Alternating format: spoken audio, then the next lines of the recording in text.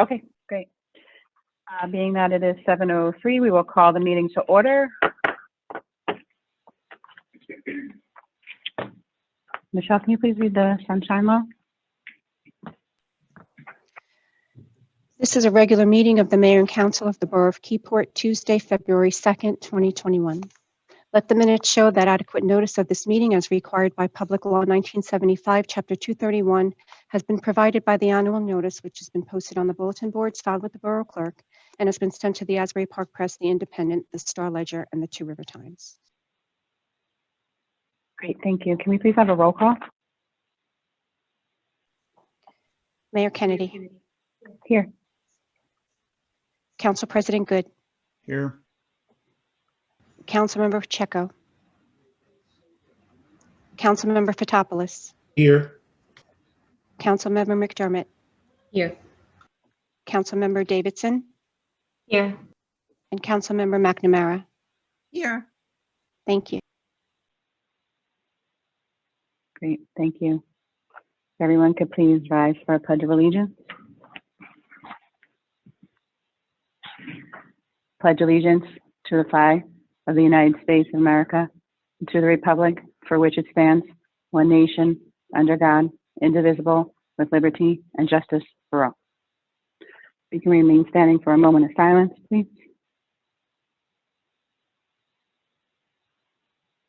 Thank you.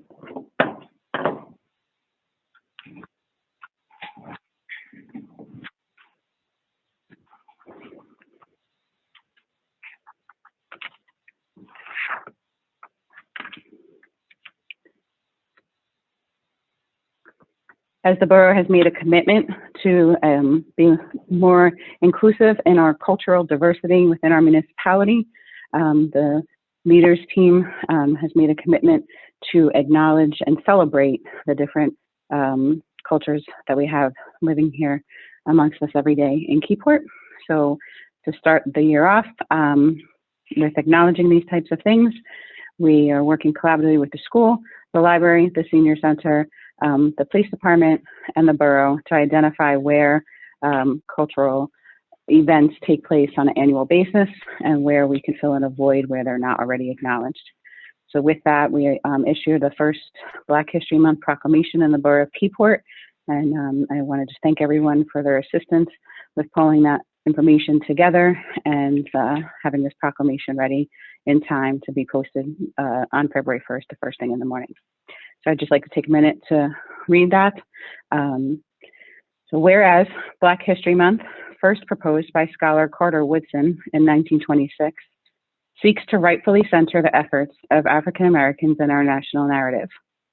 Woodson's vision for Black History Month and all who have taken up his cause have helped bring awareness to success stories among African American citizens. And whereas in 1976, President Gerald Ford issued the first African American History Month proclamation, calling upon all Americans to celebrate this observance each February. Whereas February was chosen for this grand gesture of recognition to align with the birthdays of two celebrated supporters of African American citizens, Abraham Lincoln, the 16th President of the United States, and Frederick Douglass, an orator, writer, and abolitionist. And whereas Reverend David D. Hall served as the first minister at the Second Baptist Church of Keyport in 1894. Members of the Second Baptist Church continue to serve our community in outreach areas, such as by participating in the Keyport Beach Sweeps and volunteering at the lunch break in Red Bank. And whereas Juanita Long Hill, a 20th century actress and singer, was born in Keyport, New Jersey on November 6, 1901. She attended New York City's Juilliard School of Music and was the first African American to win the Tony Award for Best Supporting Actress for her role in Rodgers and Hammerstein's South Pacific. And whereas 6% of the population in the borough of Keyport is Black, and Black students make up 7.8% of the student body for Keyport Public Schools. And whereas the Keyport Senior Center holds an annual Black History program, due to the current public health emergency, this year's program will be a virtual celebration posted on the center social media pages and it will include a slideshow compilation of photos from the last 3 years of their Black History programming. And whereas the Keyport Public Library will be sponsoring virtual readings and conversations throughout the entire month of February in honor of Black History Month. I therefore do hereby proclaim February 2021 as Black History Month and ask citizens of the borough to draw inspiration and courage from the heroes who came before us, laying the groundwork for equality and justice for all.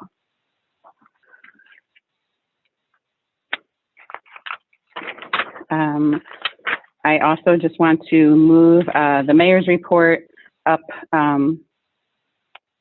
now before the public hearing in case there was any questions that people may be logged into this meeting that needed to hear and may not wish to sit through the hearing or the rest of the agenda. So I'm just going to move that up to be read now. And I just want to extend gratitude to our Keyport Police Department and all the members of our emergency response teams throughout the municipality that assisted in an emergency situation that unfolded in the borough last night, but ended in a great result of a safe return of a juvenile. Thank you to leadership of Chief Torres. Thank you to our Keyport Police Department, our fire department, our first aid, our CERT team, and the Sheriff's Office. In addition, Chief Torres and Captain Firm decided that, since their swearing in on New Year's Day wasn't live, that they wanted to get christened yesterday in a body of water and went for a swim. But in all lightheartedness, that was true heroic rescue on both of your parts. And thank you for rescuing a member of the public that went into high tide water. You guys had a very busy day yesterday, including the handlings of dealing with the blizzard itself. With that said, I would also like to make commentary about the extenuating efforts by our DPW. They are down 3 full-time personnel members right now. So to have pulled off a basically almost, I feel like a 72-hour storm. We're not done yet, but they've definitely made every effort possible to pull off what they've been able to, as well as the assistance from Monmouth County on their county roads. I was able to participate in the Green Team meeting last week and reviewed the overview of the mayor's wellness campaign initiative. That's a collaboration of with the League of Municipalities that I had hoped to get off the ground last year, but the pandemic side barred that. And they were in agreement to take the next steps to move forward with that. So that was actually in line with the deadline of the annual report to be submitted to the organization that runs this whole thing to see if we can obtain a status of on the watch or up and coming wellness municipality. It will also enable us to gain potentially gain points for our Sustainable New Jersey ranking. So that was a lot of efforts to pull off getting that report turned in on time. They actually gave us a 2-day extension, and we'll wait and hear if we're able to receive any ranking for the 2020 year. Would also like to thank the Keyport School District. As we all know, we've formed a collaborative working relationship with them, the school board and the superintendent over the last 5 years. When we realized that this storm was just not letting up like we had hoped it to, like it was down in Ocean County, and it was just going to keep on going, we knew we were almost behind the 8 ball. And we reached out to them to see if their personnel could assist our DPW, because obviously the quicker our roads get cleared, the quicker they can open the school back up. And I believe it was without hesitation, Jay, that they were right on the phone with you and agreeing to assist us to get through this escalating storm the last 24 hours. So I just want to publicly thank the school district for agreeing to do that, and thank Jay for making those arrangements.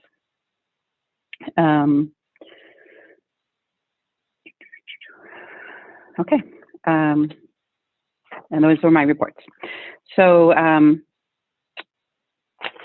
again, normally we talk about things being pulled and what have you, but in case anyone is on this and may not want to sit through the hearing, if they find out that we may be making adjustments to the consent agenda later on, I just want to acknowledge a couple things about the consent agenda, even though we're not at that point of the meeting. One is There'll be a typo adjustment on R6721 about returning the escrow funds, and R7021 is to initiate the hiring to fill current vacancies due to two recent resignations. So we had 2 full-time people resign since our last meeting, so in the DPW department. So the initiation of starting the hiring process is what that resolution is for, and it wasn't noted in the resolution, so I just want to point that out, what that's for. And per communication with Council President Good, I just want confirmation that we'll be tabling R6821. Council President Good, is that correct? Yes, okay. Yes. So just in case anyone's on, okay, great. So just in case anyone is on tonight for any of those matters, I just wanted to be full disclosure that that's the status of those items. And then we'll move on to the consent agenda, open to the public later. But right now I'd like to turn over to Leslie London for discussion of an explanation of the process on how we're going to proceed with the public hearing for the place-to-place transfer expansion of premises Keyport Liquor License LLC plenary retail consumption license number 1322-33-012-008 to be cited at 26-10 West Front Street. Ms. London? Yes, thank you, Mayor, and good evening, Mayor and council members. Very briefly, tonight we have before us a retail liquor license application for expansion of premises, as the Mayor mentioned, place-to-place transfer, that was filed with the Borough on November 20th, 2020. And it has the license number 1322-33-012-008 in the name of Keyport Liquor License LLC, with a site address of 2-6-10 West Front Street, Keyport. The trade name under which business is conducted is listed as McDonough's Pub. The application that was submitted involves the expansion of licensed premises to include the second floor and the entire parking lot. Notice of the application was published in the Asbury Park Press. An objection to the application dated December 14th.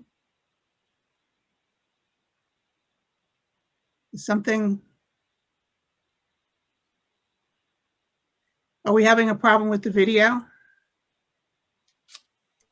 Yep. Thomas Jordan.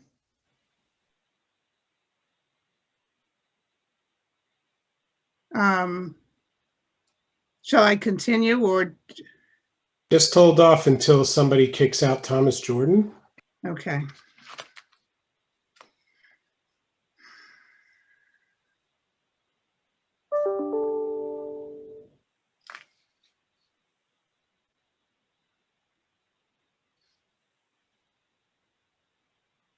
Okay, I will resume.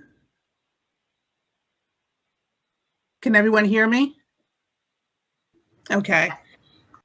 An objection to the application dated December 14th, 2020 was sent to the Borough Clerk from Mr. Michael Lane.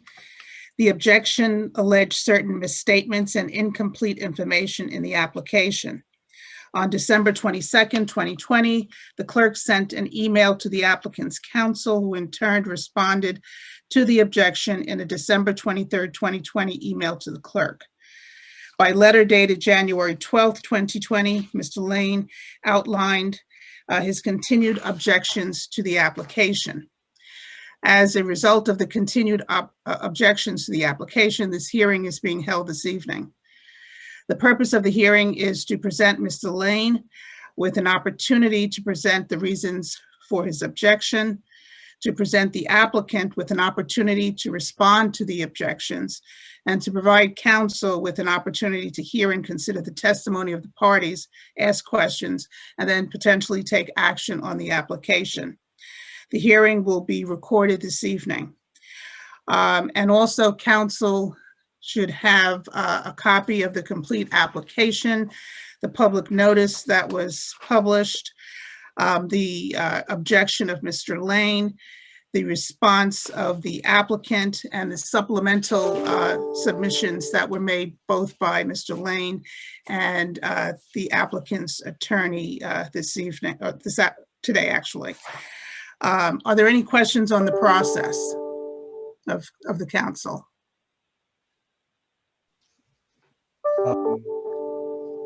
Is there a standard that we have to, that the applicant has to meet, meaning for this council to approve, or is there something that they have to show, or is the burden on Mr. Lane as the objector to essentially challenge the application? The burden essentially is on Mr. Lane. You, as council members, should review the objections to see if they are valid objections and see if they've been adequately addressed by the applicant. So essentially, that's the scope of your review, in addition to any other comments or concerns that you may have from reading the application.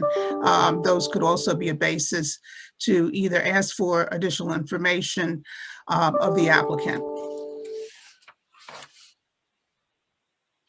Okay, if there are no other process questions, we can move forward to start the testimony. I will first swear in Mr. Lane. Mr. Lane, are you here? Go ahead. I am here.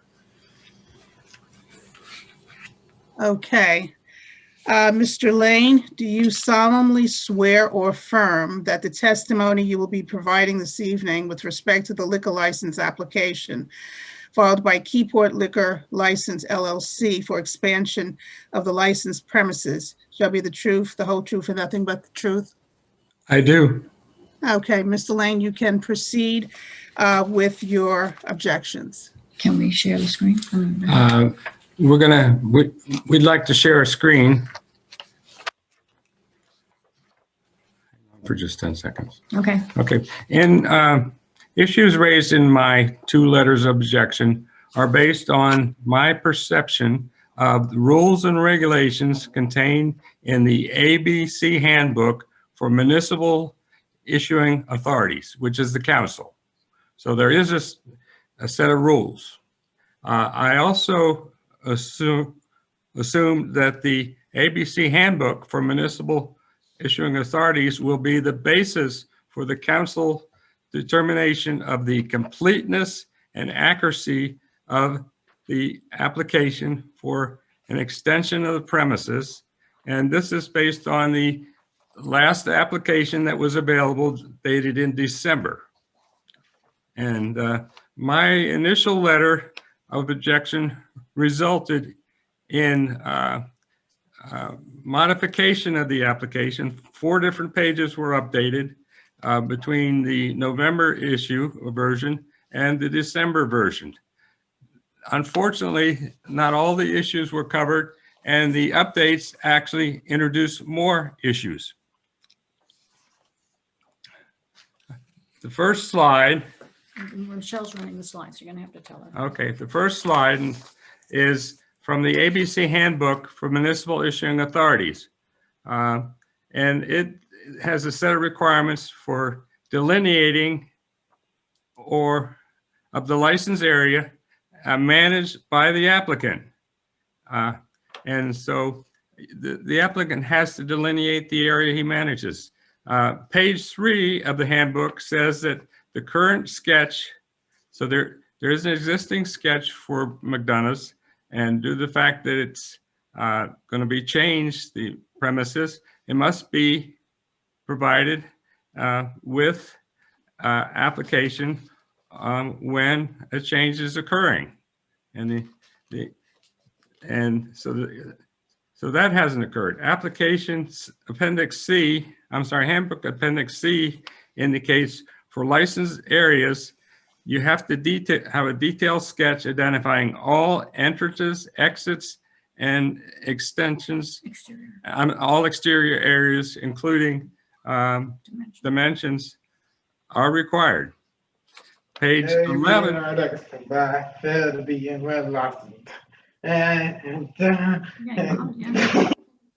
Page 11. Hold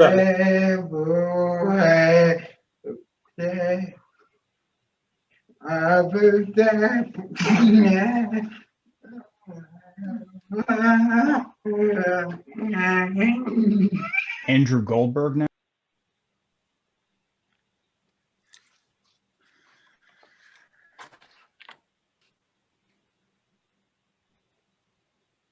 Right, but if are we able to like have everyone's video be off? Is that an option in Zoom? And then we just let the presentation be shown by Mr. Lane? I don't think that's the problem. You know how like we can mute all? Can we hide everyone's video? I apologize, everyone. We obviously have to hold on for a minute to see what we could do to prevent this from ever happening again.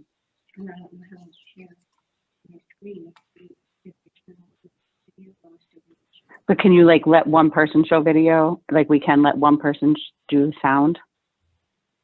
Mm-mm.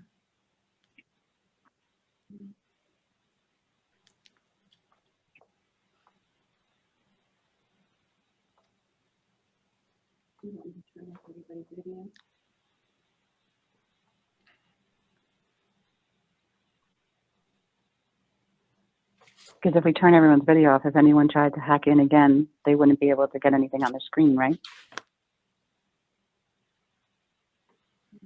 They may still have volume coming in.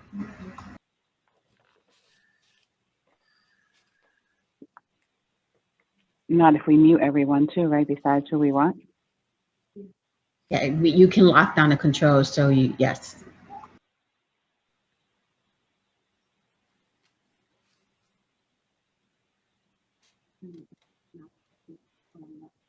Right.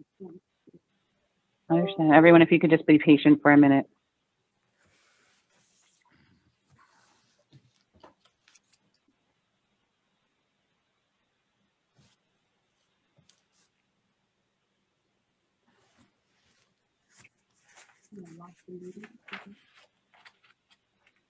I don't know that we can lock it to anyone joining because it's a public hearing.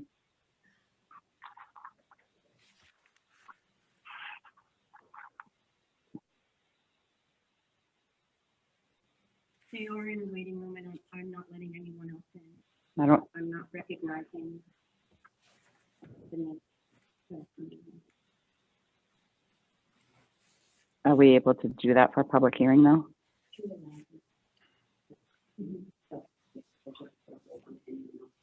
But we're in the middle of a public hearing. I don't know that we could do that. Mayor, Yep. if you can prevent everyone except for Mr. Lane to share the screen, that's a start.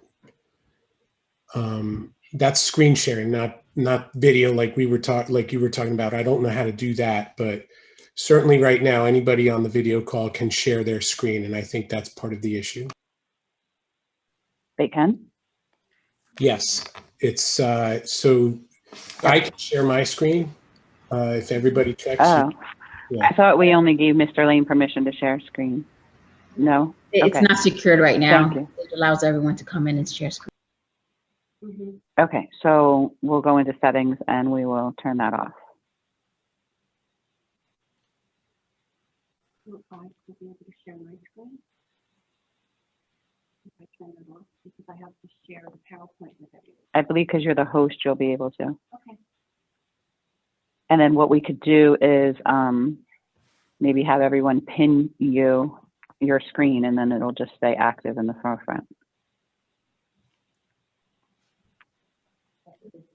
Well, I only have screen sharing. One participant can share at a time. Okay, Selected. okay. So that's already selected? Or you just selected I that? selected it before. But yeah, the computer crowd just saying disable all screen sharing and only let one screen share. Okay. Now I have someone waiting to get in. Do they have a name? Melissa's iPhone. Is there like a question mark?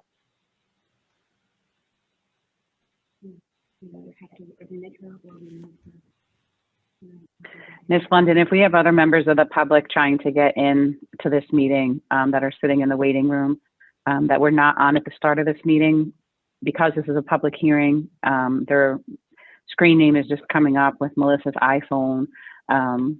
Do we have to let them in because this is a public hearing, or this could risk us having another situation since we don't know who it Right. is? Since it is a public hearing, it has to be open to any member of the public. Okay, well, hopefully the other settings that Councilman Fotopoulos told us to identify and only have one person share their screen will reduce any future situations. Okay. Just make sure just make sure the audio is also shut off. You can control. You should be able to control that too. Audio for everybody.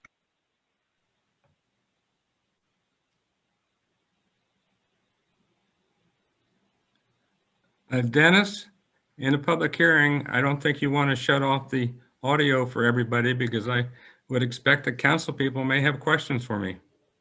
Right. Well, no, but she could select who, and we could select who has audio, and then we can do the *6 later if we have to again. Well, how do you see the hands raised if the exhibit's up? I could see you right now, Mr. Lane, and I could see the exhibit. And the questions from council should come after your presentation.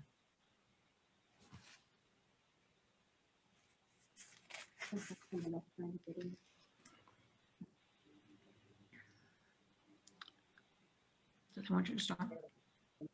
Are you ready for me to start? We're unfortunately having more people in the waiting room now.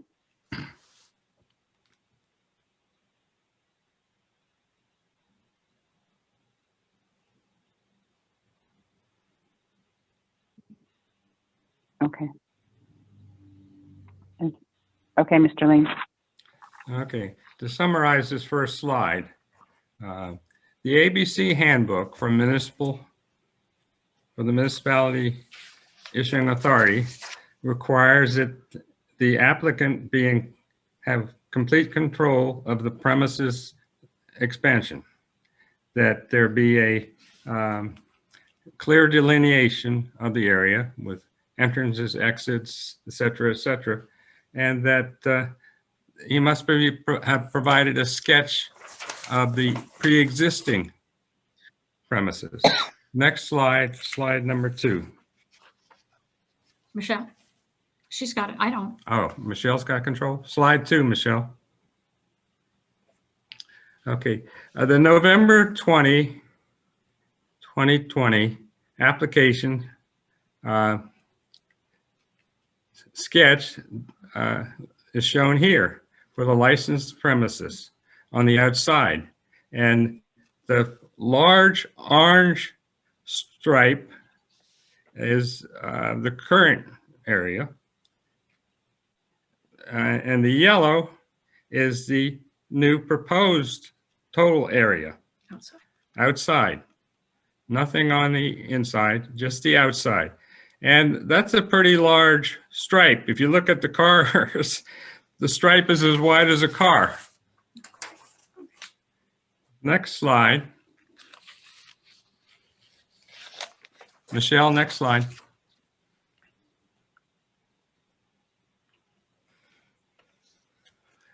If you look at the area on the right, where you have the orange and red areas delineated, I've outlined a node with a white line.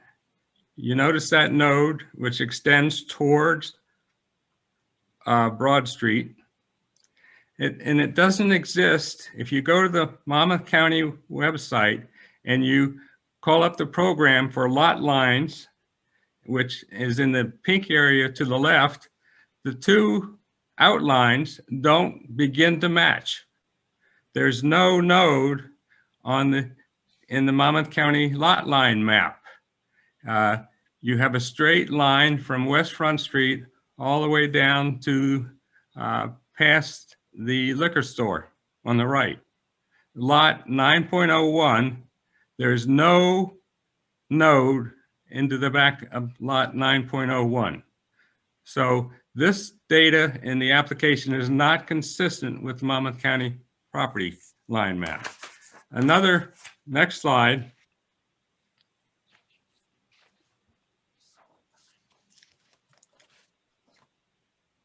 Next slide, Michelle. Oh, there she goes. Okay. The next slide,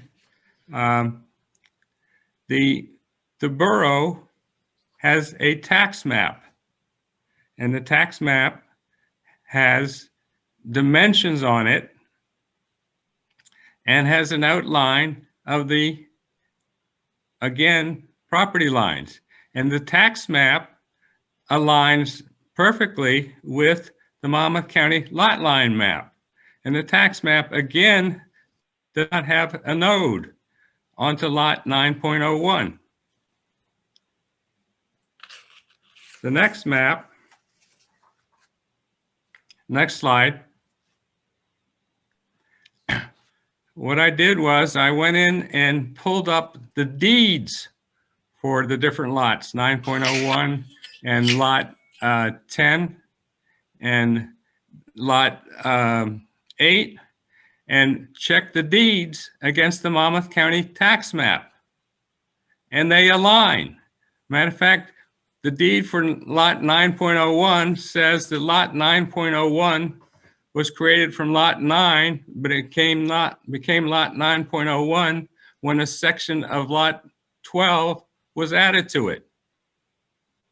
And as a result of that, lot 11, lots 11 and 12 then became designated lot 11.01. All these documents document that the sketch is not in alignment with the property's definitions in the tax maps. Next slide. This is a picture of the area in the node. And there's real issues with how it's going to be fenced off, how it's going to be delineated. Presently, if you look at the aerial view, these property owners had automobile access to the back of their building.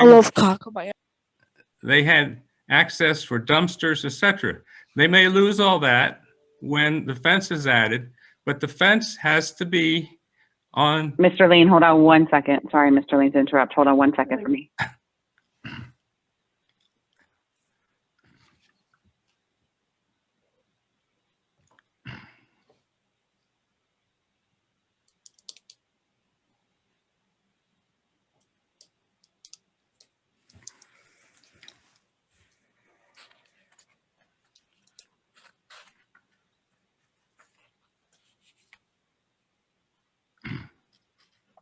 Okay, sorry, Mr. Lane.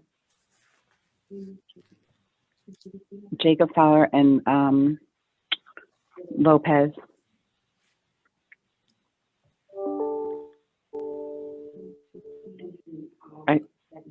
Yeah, that one. That's just a.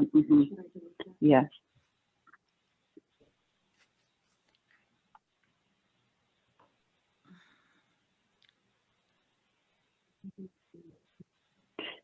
They're gone now.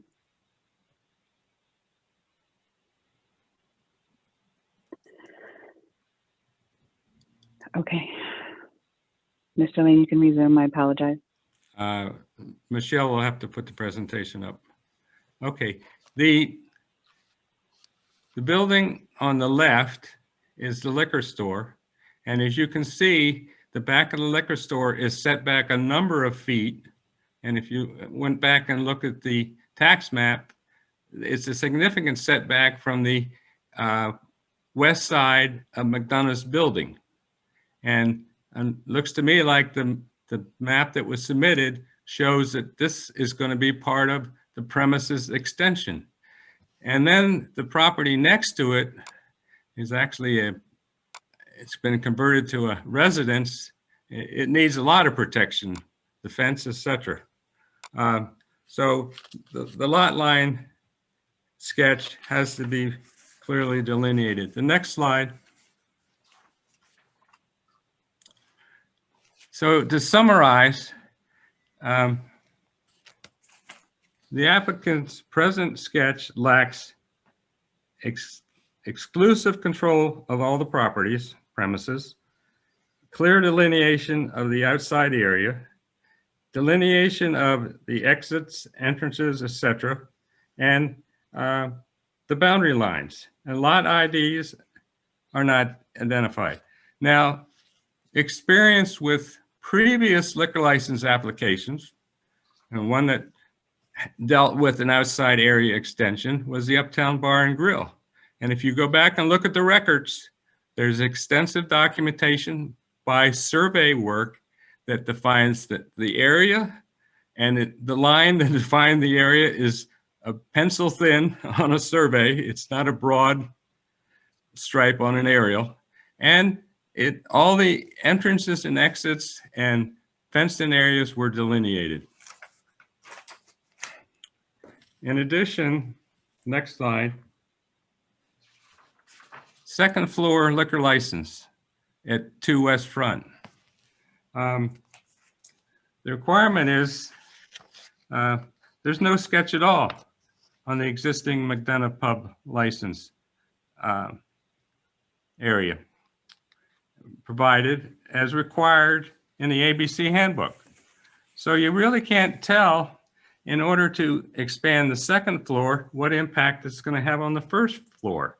So impact of the first floor license area is not delineated. Are there going to be stairways to the second floor inside?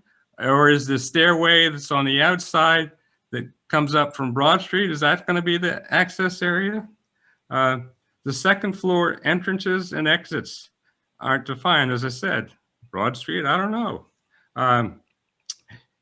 Use and relationship between the first floor and the second floor.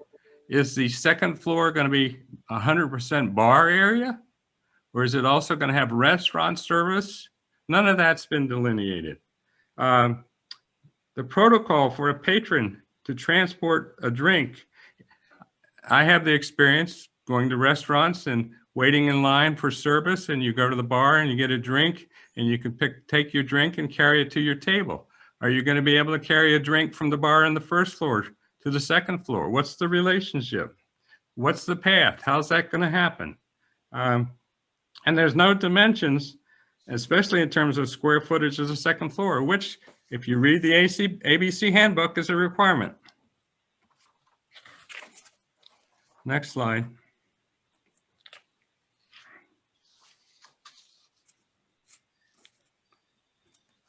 So, the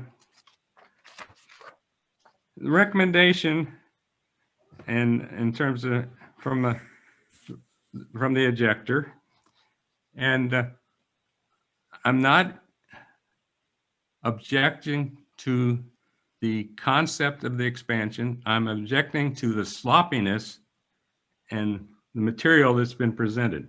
Require the applicant to provide a new sketch that clearly delineates the outside area to be licensed by, one, mapping the outside license area with dimensions onto a lot 11.01 survey generated by a licensed surveyor. And second, identify the location of entrances, exits, signage, fencing for this outside area. How's it going to be controlled? Then in addition, require the applicant to provide both a first floor and second floor sketch that clearly delineates the second floor licensed area, including entrances, exits for the second floor. And again, if you need the first floor sketch so you can find out what's changing on the first floor relative to the second floor. None of that's been provided.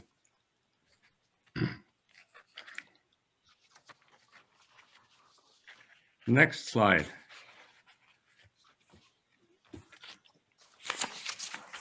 The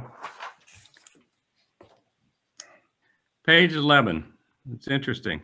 Page 11 is where the applicant signs off that everything is true and that he has complete ownership. What's interesting is, or I'm not ownership, complete control. What's interesting is that the sign off was dated in November, but yet the application changed significantly with the rework in December for multiple pages. And then in addition, there's the issue of sign off that he's in control of the premises. And it looks to me like this area behind the liquor store, he's not in control because it does not align with the lot lines or the tax maps. There's some, let me call it housekeeping things. The example of a housekeeping thing is section, next slide. Section 3.9, the landlords. The interesting is that the address information for landlords was changed, and it no longer agrees now with the ownership information in the borough records and the County Mod 4 database. All the documentation presently in those databases indicates the ownership is at in Red Bank site, and it was changed to number 2 West Front Street in place of, and that's for blocks 61 lots 10 and 11. And so that needs to be understood. And one final thing, and it's not so much with this license, but I think was a failure in the past license, is the applicant is only allowed to have 2 liquor licenses unless they're cited at restaurants. He has 4 liquor licenses. The latest one is number 6 Broad. There's no building at number 6 Broad. Unless he submitted plans for that building, he can't cite that. He can't advertise that as being cited as a restaurant. Thank you.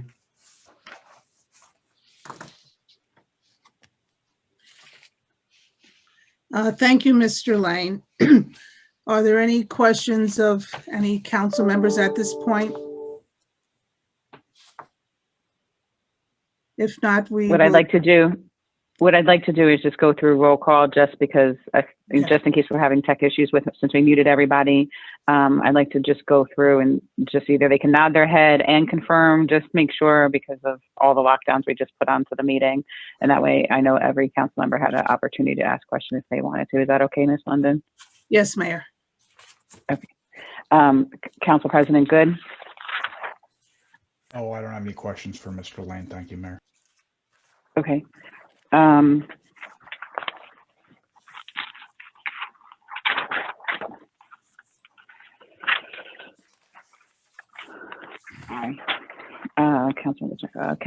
Fotopoulos?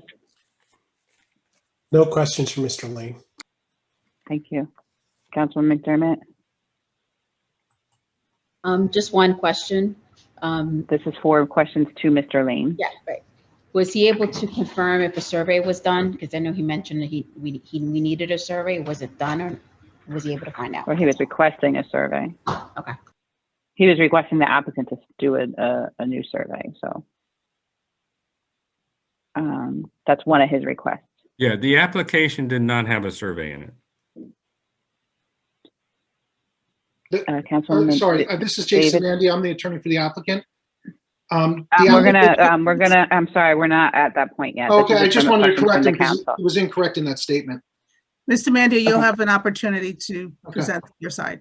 Thank you. Thank you. Oh my gosh, I got scared. Someone else came on. Councilwoman Davidson? No questions from Mr. Lane. Thank you. Okay. Let me, Councilman McNamara? Hold on one second, Mr. Lee. Hold Okay. on, please. No questions. Councilwoman McNamara? No questions. No questions. Okay. let me, Okay. let Thank me, you. Thank you. Hold on one second, Mr. Lee. Thank you, Ms. London, for letting me just because of all the tech issues, I just want to make sure if they had questions that we weren't preventing them from asking. And then it seems that Mr. Lane has additional information, or are we going on to the counsel for legal counsel for the applicant? I just want to make one statement. In Hold on the, one second. I'll ask Miss. Hold on, Mr. Lane. I'm going to ask Miss Linden, who is Yes, now I'd rather have running this him, part. yes, I'd rather have him state whatever he plans to say so that it can be addressed by counsel for the applicant. Perfect. Thank you. Go ahead, Mr. Lane. my input is based on the application that I got in response to an open request from the borough clerk, and there was no survey in that documentation. There was an Okay. aerial you. photograph marked up. Okay. Thank you. Okay, Okay, Miss London. yes, thank you, Mayor. We'll move on with counsel for the applicant, and that's Mr. Mandia, correct? Am I saying your name right? Yes, Ms. London. Yes. Yes, thank you. I'll just swear you in briefly. Do you solemnly swear or affirm that the testimony that you will be providing this evening with respect to the liquor license application filed by Keyport Liquor License LLC for expansion of the licensed premises is the truth, the whole truth, and nothing but the truth? Yes. Thank you. Please proceed. My name is Jason Mandia from Stone Mandia, and I'm here on behalf of the applicant. Initially, I'd just like to point out that Mr. Lane doesn't seem to have any objection to the citing of the license at this location or raise any issues with the service of alcohol at the expanded location. They all seem to be technical issues that he has with the application itself. First, before I get into it, there was a survey. The survey, though, there were 2 pages to the outline. There was a survey page that showed the building where McDonough's is, and then there was the outline that Mr. Lane showed in his presentation that outlined lot 11.01. Now, the application was to move or license the entirety of 11.01, which is the parking lot and some outdoor dining structures on that area. It sounds like Mr. Lane's main objection was that the applicant did not trace the property lines exactly enough for his liking. There's no requirement for a survey. The dimensions are clear on lot 11.01, as he even showed from the tax maps of where it is. I did send a overhead picture today earlier that is the same exact picture that was sketched upon, but it was lightened up a little so you could see how everything is enclosed in that area except for one entranceway in the driveway, which would be the entrance point to that licensed area. The other entrance and exit points is through the building of McDonough's. If the council had an issue with the lines, the thickness, the sketching, we can always resketch it along the lot line of lot 11.01 and attach that to the application for final submission. But as far as notice and the application itself, it was for the full lot 11.01, which was 6-10 West Front Street. In regard to the sketch for the second floor, note that building is already licensed on the first floor and the basement. And when a full floor is to be licensed, they don't require an additional sketch for that floor. And that can actually be seen in the application itself. I believe it's 3.5 of the application actually indicates that. 3.1 of the application actually indicates that they want the up-to-date sketch. And then 3.4 states if only part of the floor is to be licensed, attach a more detailed explanation and sketch. But in this application, the entirety of the second floor is sought to be licensed. In regard to exclusive control, I don't know what Mr. Lane's objection to this is. Mr. Schwartz is the 100% owner of the applicant company. He is also the 100% owner of both of the land owning entities. He has exclusive control of both parcels, and the entire area sought to be licensed. There's no question about that. In regard to the landlord address, there is no regulation that a landlord can't ask for a different mailing address to be used. And in this case, they asked for the property address to be used as the mailing address for licensing purposes. There's no regulation against it. It's similar to someone that has a registered address with the state and uses a different office address for their daily business. No differences.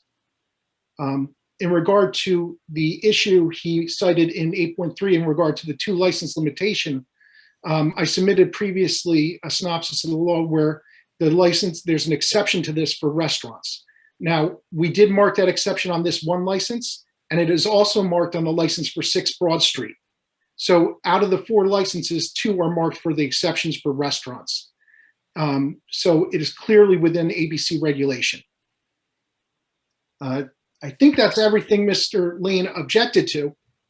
So it really comes down to, I guess, the council's desire to be able to cite the license there. It doesn't seem like there was any objection from the public or Mr. Lane as to the actual operation at that site or the expanded area. Just a technical, it seems, on the outline of that lot 11.01.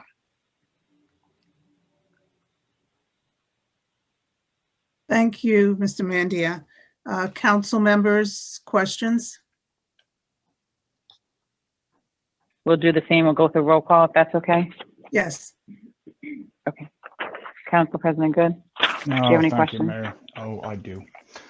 Mr. Mandia, I'm having issues with I guess the purpose of this expanding to the entire parking lot. That's going to be allowing in what is connecting to our main parking lot, people wandering at least around there, not exactly delineated and separate from the rest of the parking lot, wandering around with alcohol.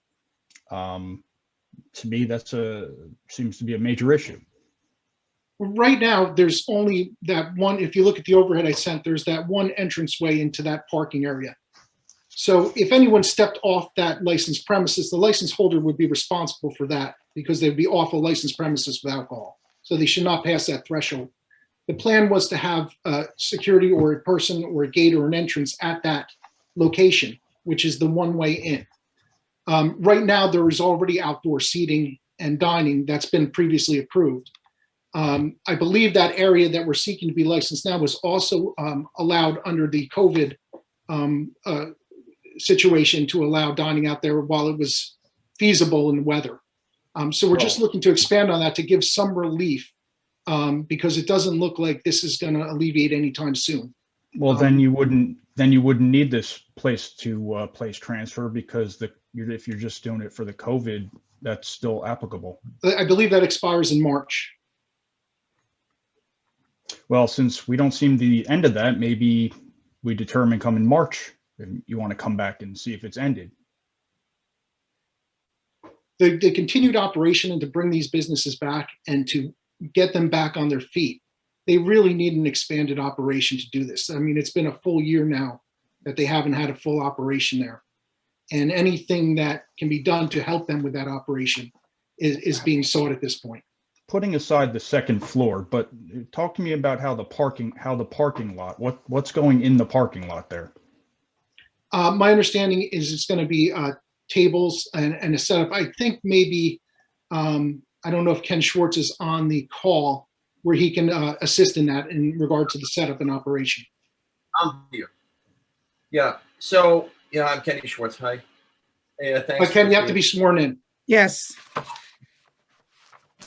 Mr. Schwartz, Yep. do you solemnly swear or affirm that the testimony you will be providing this evening with respect to the liquor license application followed by Keyport Liquor License LLC for expansion of the licensed premises shall be the truth, the whole truth, and nothing but the truth? I do. Thank you. Yeah. I can appreciate what Matthew said. The thing is, all summer, we had, all summer we had people on the parking lot. It was real good. We don't let anybody. I didn't have that problem. I didn't have the problem. There was we always had somebody, we had a desk or a podium. It's a small area that you can get in. It's a very short space. And we had somebody always at the podium. If in fact the time comes and we're open, we're allowed to open after 10 o'clock. If that happens, and I'm still in business, and everybody else in the restaurant business is still in business, which most of them are not. If that happens, and there's something at night, we'll have a security person there, a professional security person. But truth be known, if you think that we can't control that, then we'd have to close the front door also. Because if we can't control the back door, then how would we be able to control the front door? And if I couldn't control the front door, then I'm going to close up. Because anybody who's a wise ass can open the door and walk out with a drink. I've been there 16 years.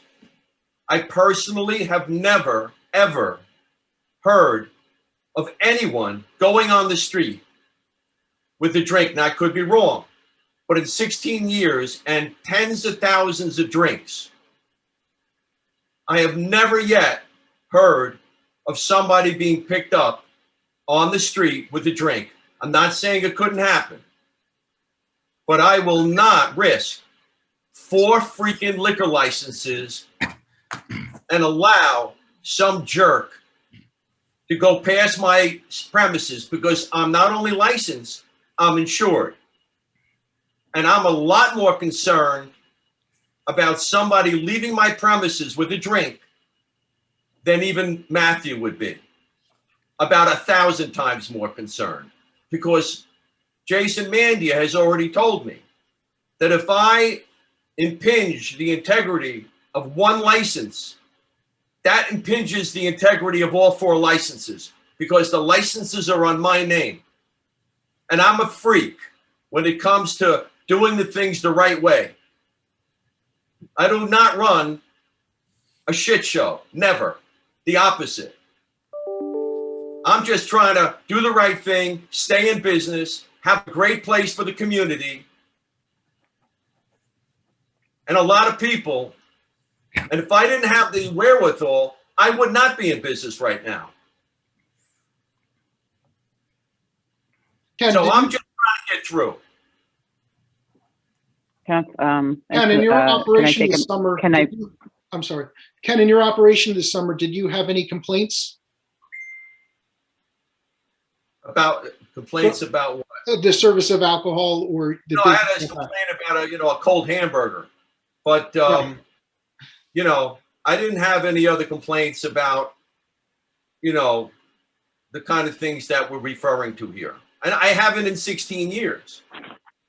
Okay, matter of fact, you know, you call me crazy, but you know, the cops go to my place because they feel it's not going to be a burden. They don't have to go in the middle of a craziness. They come from all over. Can I just ask a question? Mr. Schwartz, one of your other liquor licenses is adjacent to the other end of the same parking lot. Is that correct? And known as Old Glory. That's correct. Have you had any issues?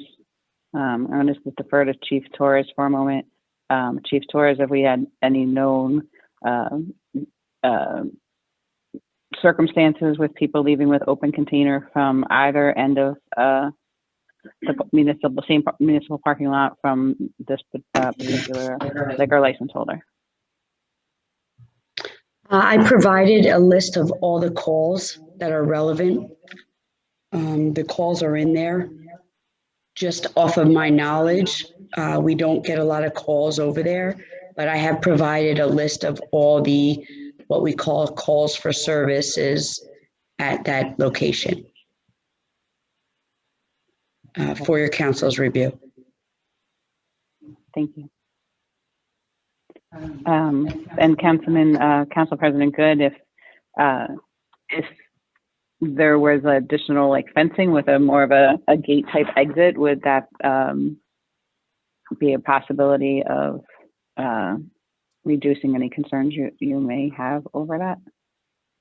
Well, I mean, I guess the idea is, I don't know what Mr. Schwartz is planning with the parking lot. All I got is we're going to cover the parking lot. The front part is covered. It has tables. I mean, here it's a parking lot. And is there any does the liquor store have any, I guess, call it either right or ability to bring cars in the back there so that any kind of fencing would have No. to be moved at times? Nobody has a right to get in there. Nobody. And it's about, I don't know, 10, 12 feet. It's like a funnel. No, to get in. mean, I'm familiar with it. I'm familiar with it. We live in town here, but what are you doing with the parking lot? I mean, Matt, you live in town. You saw what we did this summer. no, I know. That's What what do you plan? I know. What are you planning on doing? You're looking for a permanent placement here. What do you have a plan for this? Yes, my plan is what we did this summer. Exactly what we did this summer. That's my plan. Exactly. No different. Okay. Ken, can you just tell the rest of the council members what that was, just in case they were not familiar with it? We had picnic benches outside. People loved it. And they sat and they ate. That's it. Are you abandoning the parking lot use? Yeah. I think so. I mean, I don't have, right. Whether or not we're going to flip back and forth to, 1 week it's a parking lot, 1 week it's outdoor dining, is it winter, Yeah, winter my understanding parking was lot? it was more of a seasonal use, and Ken, correct me if I'm wrong when we discussed it, that the winter times was going to continue to be open. But you can't use it in the winter, right? But we didn't move the benches. They're there. So, yeah, I don't know. It's not that, I don't know, man. I'm not a government guy. This isn't complicated. It's a beautiful outdoor space. I do not know, anything other than we put the benches, the people come, they drink, they eat, they have fun. They love Keyport because of it. I don't know. Mr. Schwartz, I do have a question and potential, just because to reduce some, in the summer when it gets really hot. I know when you guys have the St. Patrick's Day expansion for the holiday permit, you guys put up tents and you have outdoor bars. I think maybe that's where Council President is going with his questions. I'm not sure. I don't mean to speak for you, Council President. No, that's the plan. Yeah. What? I mean, if that's the plan, yeah, you're right. Mayor, that could be another, have been other times where the parking lot has used for larger scale events. We know that we've had concerts there at night. So I think as long as we adhere to the current things that are on the books that we were doing before the pandemic hit, my understanding, I think, is what Council President is asking is, are you looking to permanently enclose the parking lot after you expand the liquor license, or is it going to remain an outdoor area? Is that the summary of your question, Councilman Good? Well, I mean, I just don't know what the idea is. Are we going to put a little tent up for the whole thing? Is it just going to be an outdoor? Again, are we saying that during the summer months it's going to be only outdoor dining, but in the winter months it's going to turn back into a parking lot? See, the truth is, I don't have all the answers. I know that sounds bad, but we put benches outside and the people came and they liked it. Mr. Schwartz, we know that. It's great. It's great. We're not arguing with you about that. I'm not saying that you hadn't done what you did and everybody loved it and great, but okay, then if that's the plan, that's the plan. Then just say that's the plan. I think anything he runs out there would also be subject to the zoning officer's approval and, food with the Board of Health. So there are other checks on what he's doing once it gets licensed. The licensing is just a step in the process. Right. And part of the licensing is, what are you going to be doing in the space? Isn't that part of the licensing? Well, yes, the service of alcohol, you absolutely have a right to ask that. That's an accurate question. And, his plan right now is the tables with the service and the tables. I don't think he wants to forego possibly putting a temporary tent out for events. That might be something, but if you're talking about permanent or structures, that doesn't seem, that's not in the works or the plan. Right, Ken? Okay. I don't have any plan for that now. I'm not saying, Matt, wait a minute. I don't know if in a year or 2 or 3 or 4 or 5 or 6, I will. I don't know.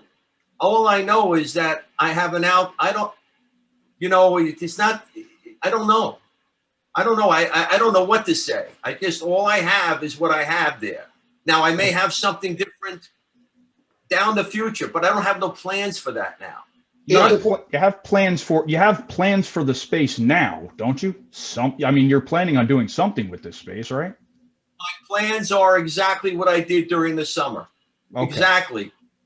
Benches, people eating, having fun. That's what my plans are. I don't know what's going to be. Ken, I would stop right now. If that's your plan, period. I mean, that's what happens 5 years from now. I'm not asking about 5 years from now. I'm not asking for the game plan for what's going to happen. I'm not going to ask for the game plan what's happened in 2022. Okay. The application is what you want to do is essentially serve outside benches in the parking lot area, right? That's your plan right now. Okay. That's right. All right. Okay. So what's going on the second floor? Is it going to be restaurant, bar only, private space? It's going to be, I guess, restaurant, a restaurant. I mean, you're going to be serving food up there? Yes. Tables. Okay. So it's going to be like the seating like you have on the first floor. Now you're going to have a second floor. Yes. Okay.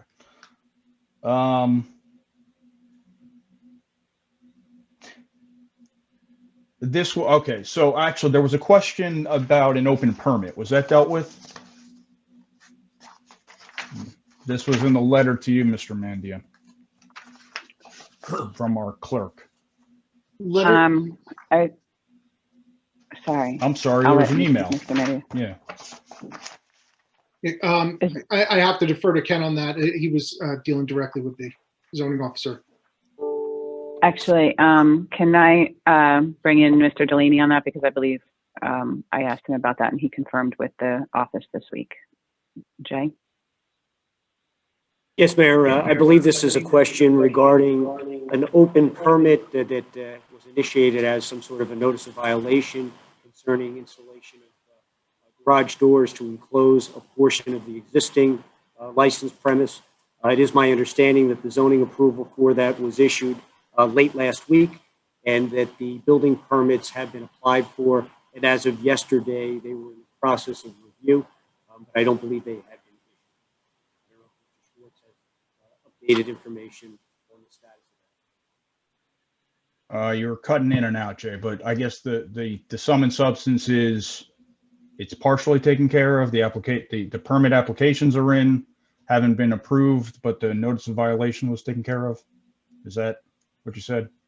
That's exactly what I said.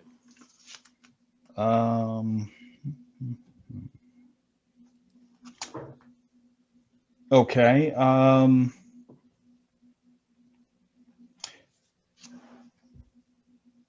The entrance to the church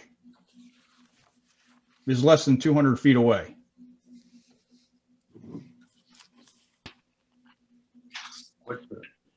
What church is that? St. You Mary's need to Episcopal. identify. The one on, is it West Front Street? East Front. East East Front is St. Mary's. Sorry. But isn't it there already for the existing liquor license too? Well, this is like a brand new application-ish. It doesn't change the existing premise, though. We have an What? existing licensed premise. So is it 200 feet from the front door of the building? Are you asking me? I wasn't aware that there was. I mean, Jay- actually, I'll turn that to Ms. London. Is that an issue? I mean,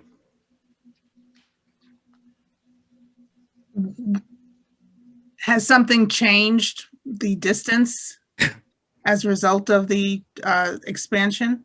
no. The prior applications indicated it was not within 200 feet. Yeah.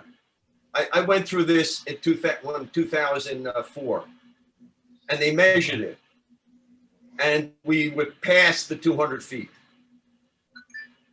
Because they brought it So up. At that if I can explain, and maybe it's a question of measurement. So how the ABC measures is they go front door to front door, and it's as a person walks, not as a crow flies. So you have to go out the door, follow the sidewalk to the crosswalk, go across, and go to the other front door. I'll take Kenny's representation that they had it measured, because Google says it's shorter than that walking out the front door into the church. But I'll believe Mr. Schwartz when he says he already did that, because it hasn't been.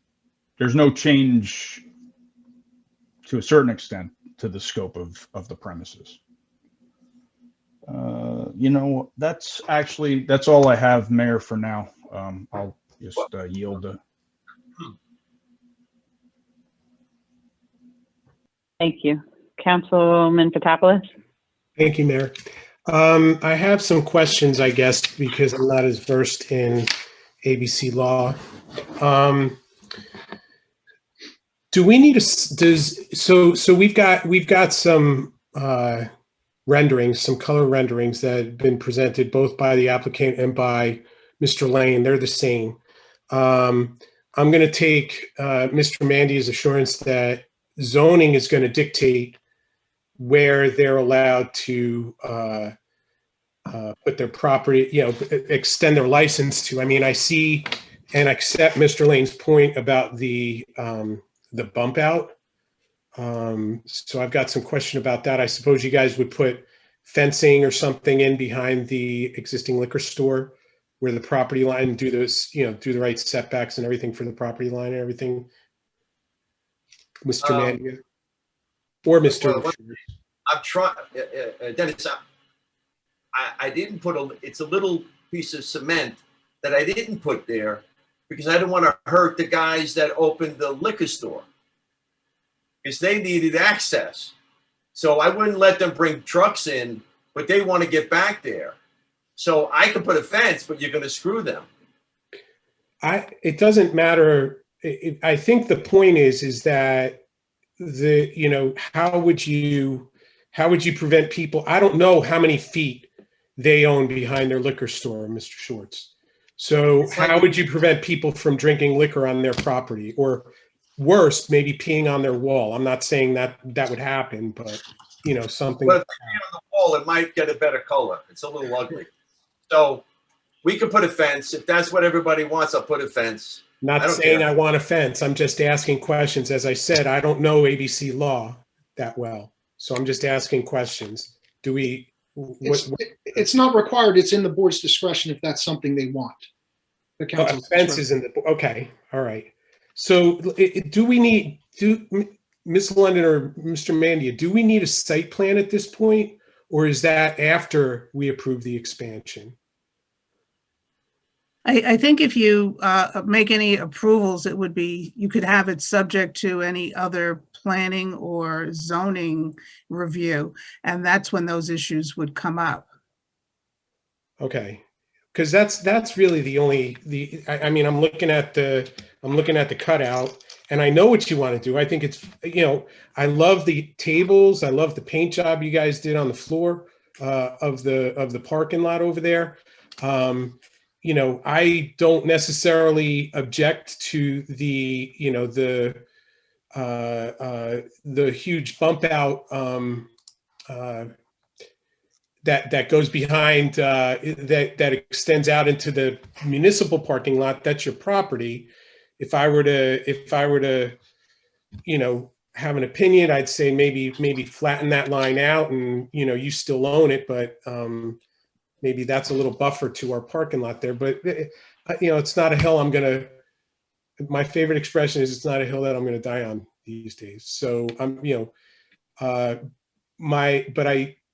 would have liked to have seen how you guys are gonna do it with regards to the property lines and everything. But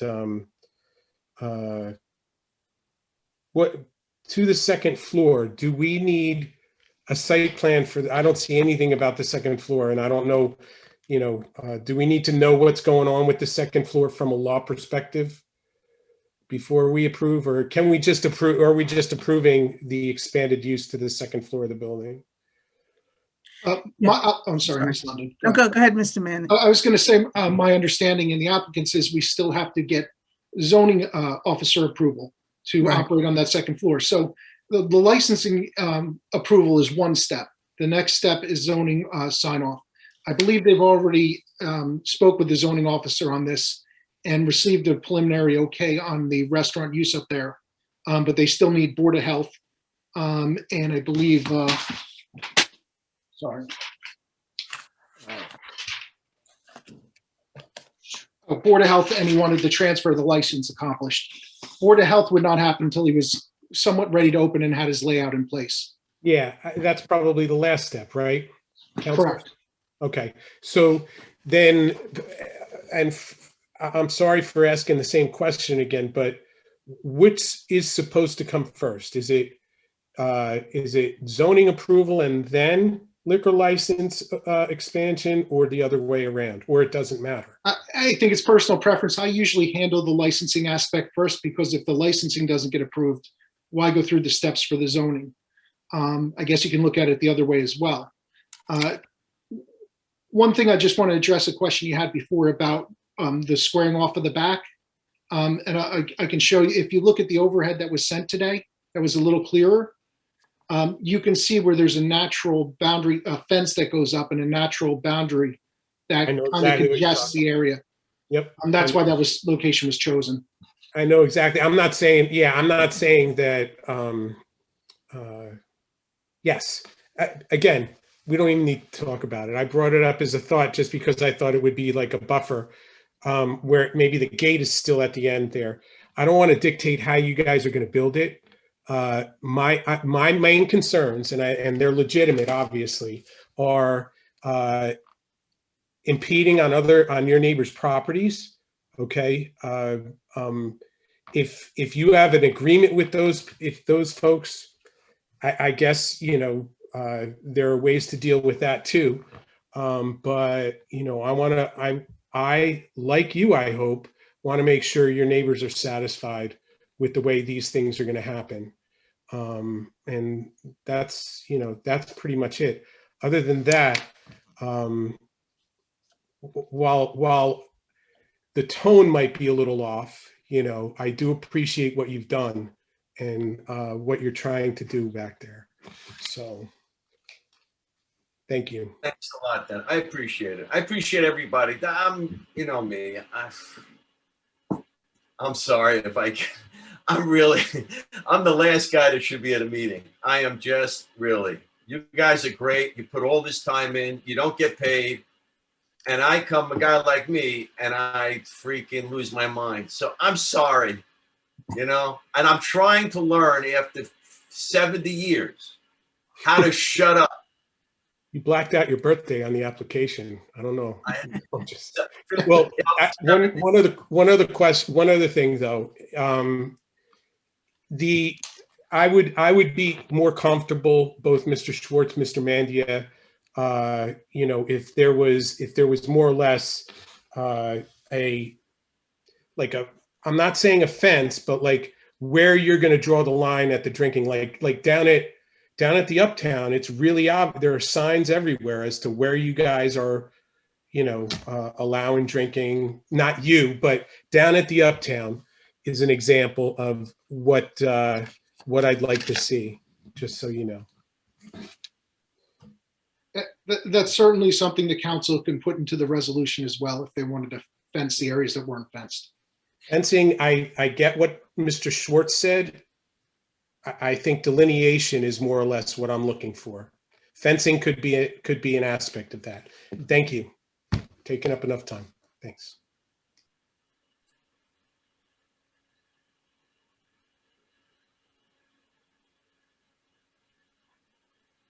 Mayor, we can't hear you. Sorry, thank you. Thank you, Councilman Potapoulos.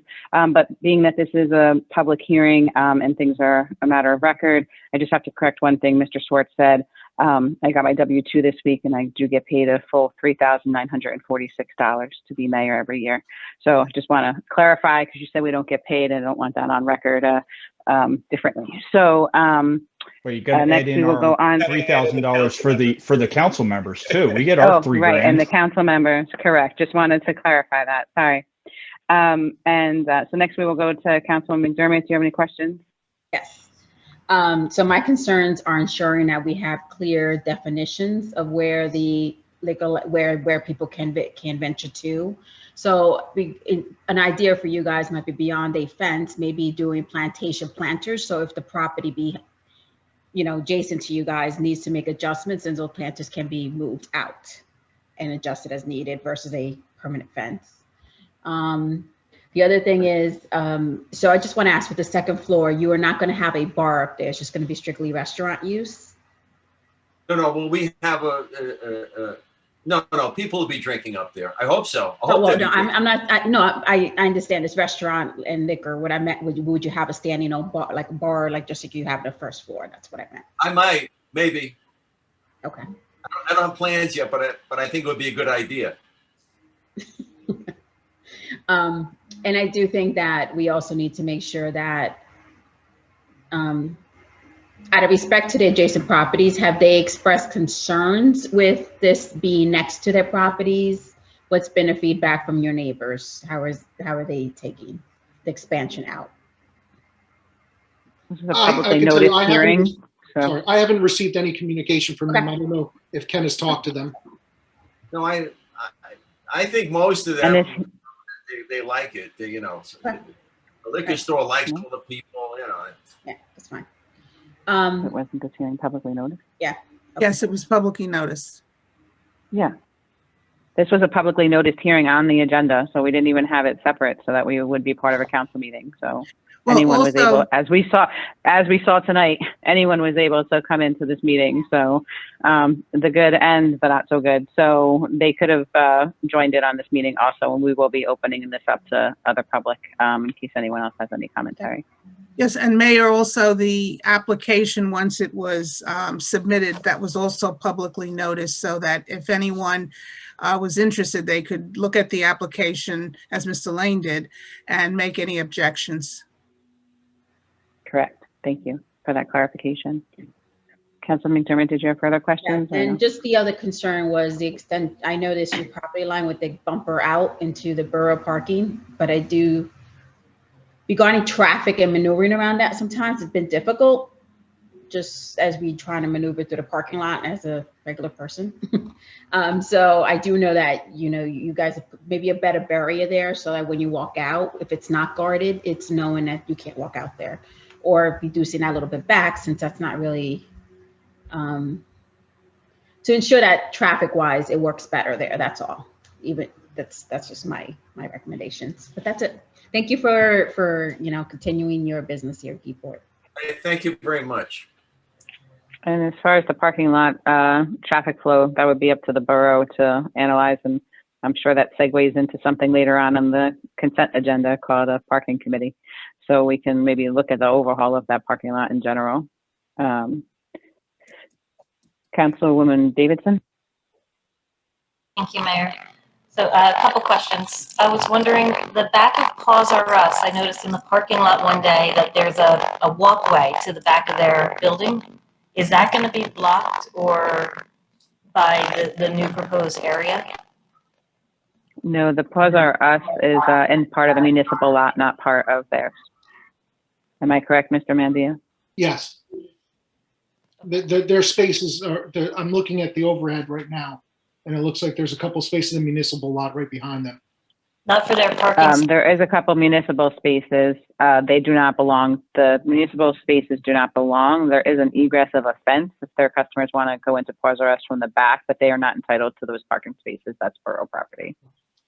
Wasn't referring to the parking spaces. I was referring to the easement so the customers can walk through the back. Is that going to be blocked if a fence is put up? So it was that's not inclusive of the area. The where the actual parking spaces in the municipal lot are, that will still remain the borough and not where the fence that their other council members have expressed a request for. Okay, thank you. Mhm. Having in the past, I've had to provide sketches to the ABC for events, and they were temporary, so it's not the same thing as a permanent license. However, they did require expansive and very detailed drawings, highlighting exits, entrances, maybe not a survey, but distance to other areas, how they could be protected, so on and so forth. So my concern is that, along with Mr. Lane, I do think that there should be a clearer drawing outlined, not only for the purpose of the license, which I'm sure you guys have more than under control, but for possibly liability in the future for not only your business, but as well as the borough, being does lead into the municipal lot. So my concern is, I'm going to guess that those events were probably for a space that wasn't a whole lot or block, a whole lot, where in cases this is a complete lot that's being sought to be licensed, where you only have a portion of it. That is true. They seek the dimensions of that portion so they can delineate what area of a lot is to be licensed. And they do ask for entrance exits because it is a temporary thing. You're here to, I guess, look at it. The building and the majority of this, or the half of this lot it looks about, are already licensed. So we're talking about a new area and the second floor, which is contained in the same building, for ingress and egress purposes and exits. And really the only new ingress egress exit we are talking about is in from the municipal lot. There are no others. If you look at the overhead, it almost is like enclosed, the majority of it enclosed by fencing and buildings already. There's only a few open areas that I like the idea of planters to delineate it, those few open areas. So we do have a defined area being the entirety of that lot, which is a little bit different than social affair permits or event permits, special event permits that may be issued.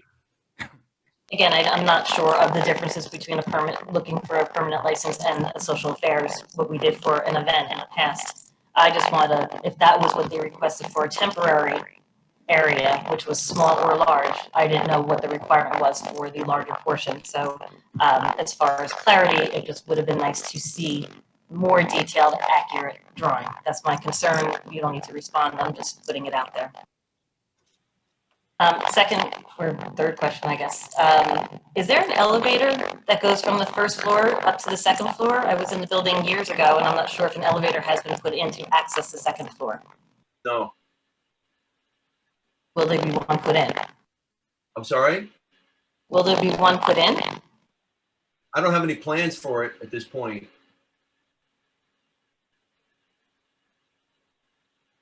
Okay, I don't think I have any questions right now. Thank you.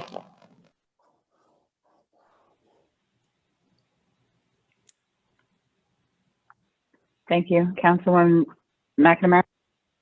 Thank you. Overall, totally in favor of all of what you're putting out there to support and maintain your business. I realize it's been a really difficult year.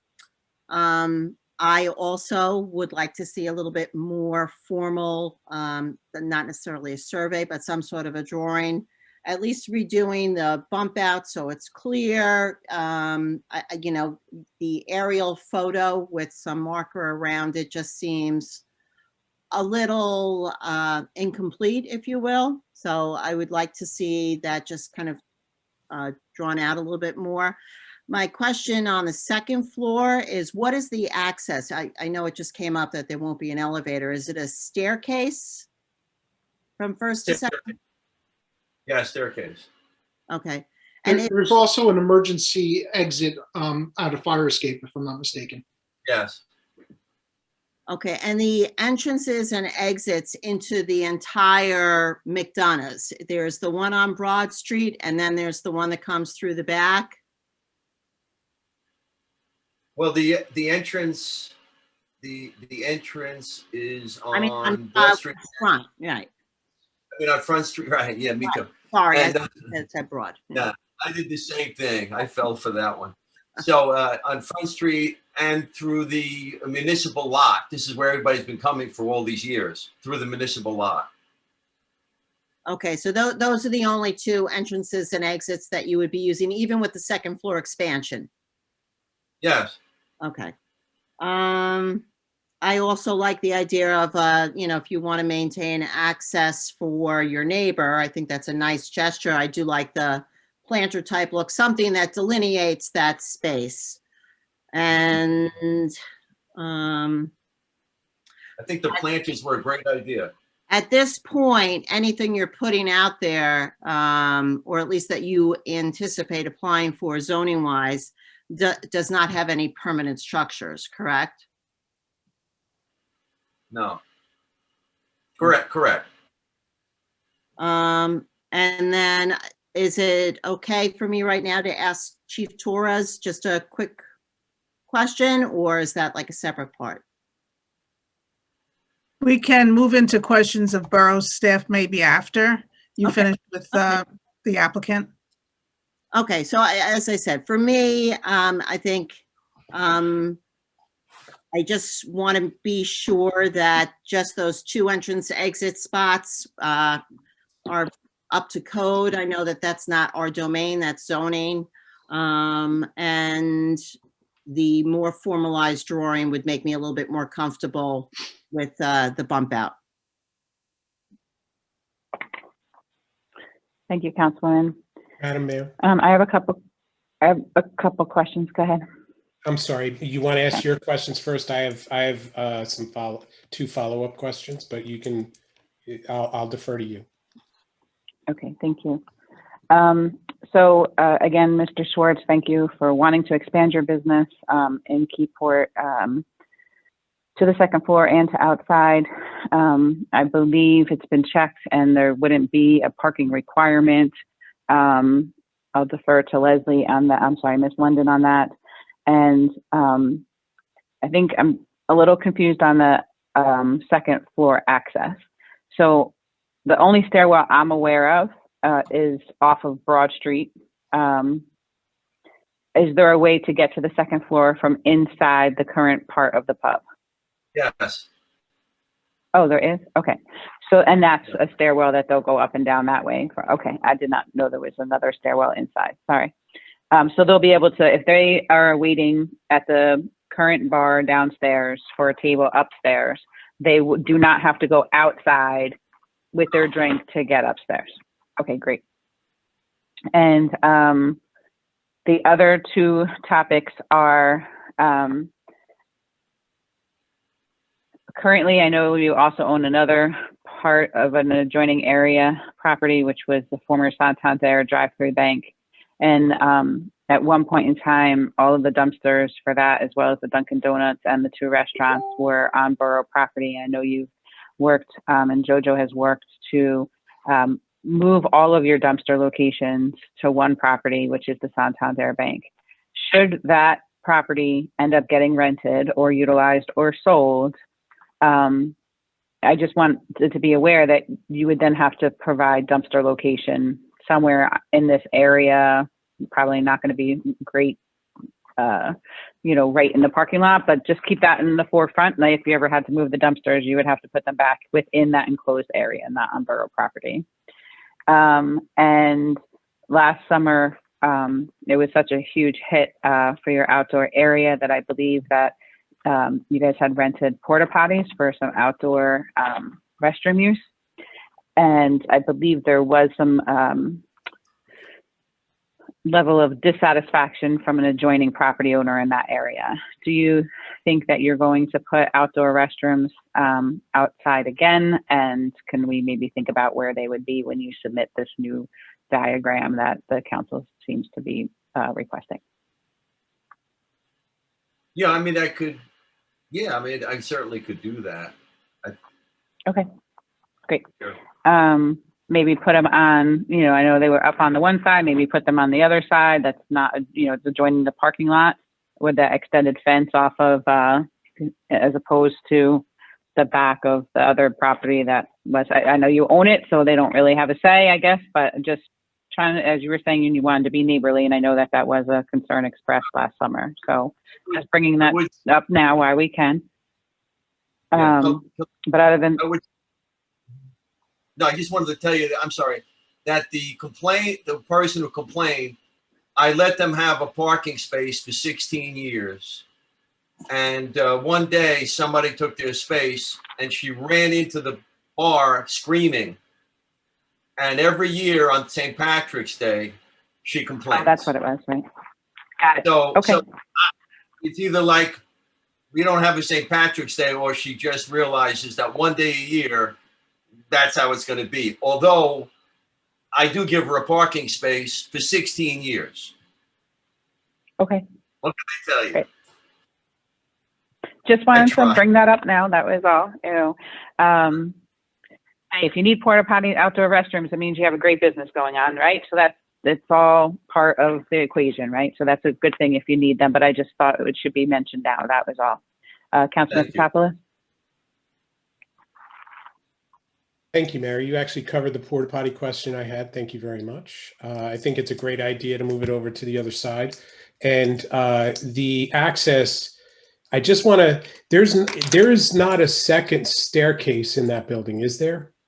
It's the staircase that goes from the Broad Street side. However, there's access from the restaurant that you're going to have to sort of massage to get to that staircase, right?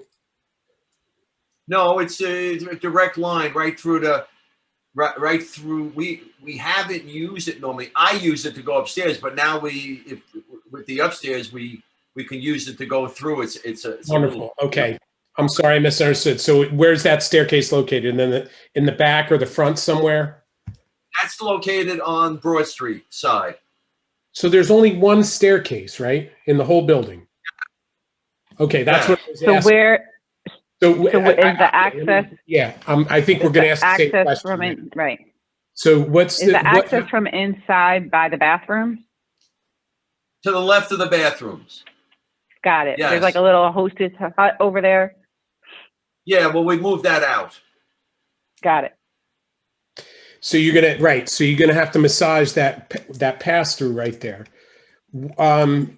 That's sort of well, you deal with it the way you're going to deal with it as far as your building is concerned. But are you going to have a tenant up? It's sort of like not a public access, so to speak, but it's more or less a shared staircase, right?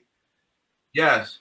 So under no circumstances are you going to make that second floor a totally separate entity. It's going to all be part of McDonough's, right?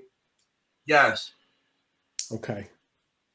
So all right. Yeah. I was just making sure because you could ostensibly put another whole restaurant or bar up there with that separate entrance on Broad Street. But that's not in play, obviously.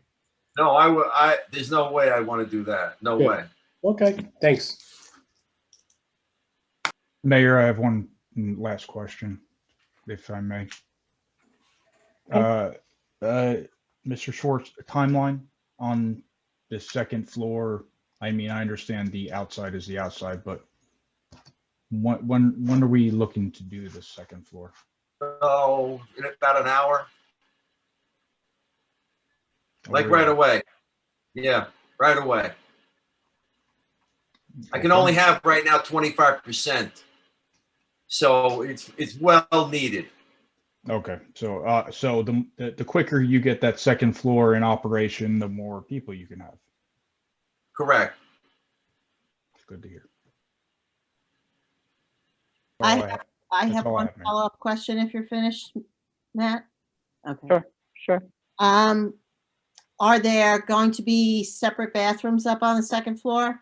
Oh, there are. There already are? Yes. Okay. Yes. And that staircase that is going to be kind of a commingled staircase, when people come down, they've had their dinner, they had a lovely time, what's going to prevent them from walking out the doors that go to Broad Street?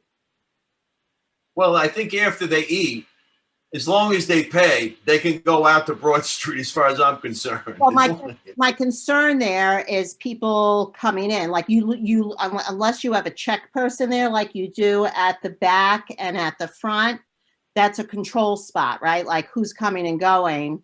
Well, Kathleen, I don't know. My intent is for everybody to be filtered through the restaurant, but it's not the end of the world, I don't think, unless I'm missing something. If somebody came off Broad Street, it's not so terrible. Like if there's, somebody comes with a cane, like we have at Old Glory, we have a door that, when it's raining, we want people to go through the front, but we leave it open because it's, not good for older people and stuff like that. So I have a follow-up question whenever we're ready. Thank you.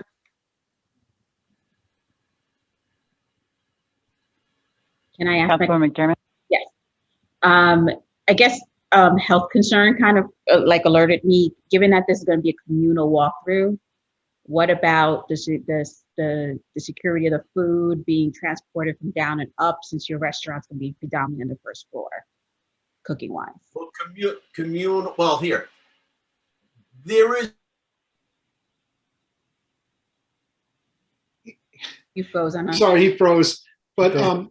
The pub operation is going to be in the entire space. So I'm not sure when you say communal, I didn't want you to have the impression that there's another business operation up there. It's the same business operation. So when you say communal, do you mean just shared stairs for service and customers? Okay, so you're saying that there's not going to be like, let's just say someone venting a third, like if there's No, another. there's not. There's Okay, not. okay, that's all. I wasn't sure if there was No. another entity venting. Thank you. Wait, isn't there a third tenant on the third floor? Oh, we'll let him come back. I'm hoping.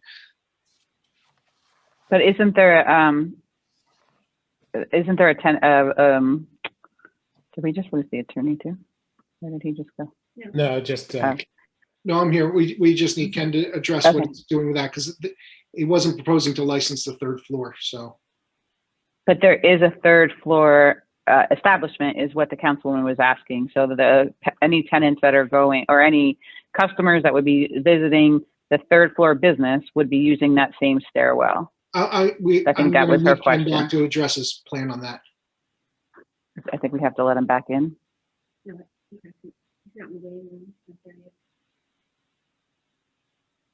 I see his name. There he is. There he is. Ken, the question arose on whether there was a tenant on the third floor, and if so, were they going to remain and use the same stairwell? Yes. Yes. It's a business up there. I will have Does to. that defer answer to your Board of question, Health. Councilwoman McDermott? I'll have to defer to Board of Health and zoning for all that stuff. Okay, that's. Okay. Any other members of council have any other questions for the applicant? Ms. London, do we have to open it to general public for questions of I either the think- applicant or? I think the, Okay. at least one councilwoman had a question of the chief of police. So that, Right, and okay. and if anyone else has any questions of the chief of police or any other staff person, we should do that now also. Okay. Council President Good, do you have any questions for Chief or Jay or Leslie? Sorry, Ms. London. No, I don't. Before I continue on roll call, Mr. Delaney has expressed that he has a couple questions. Thank you, Mayor. Just so the record is clear, the existing licensed premises, do we have any information or that the applicant can provide as to the size in terms of square footage of the premises as they are presently licensed? A survey was submitted as part of our application for the building. And that was on the prior application, same survey was used.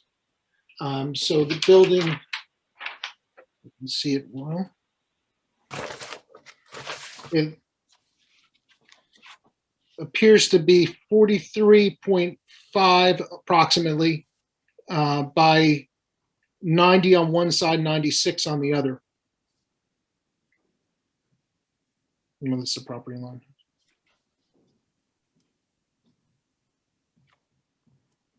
Not 96.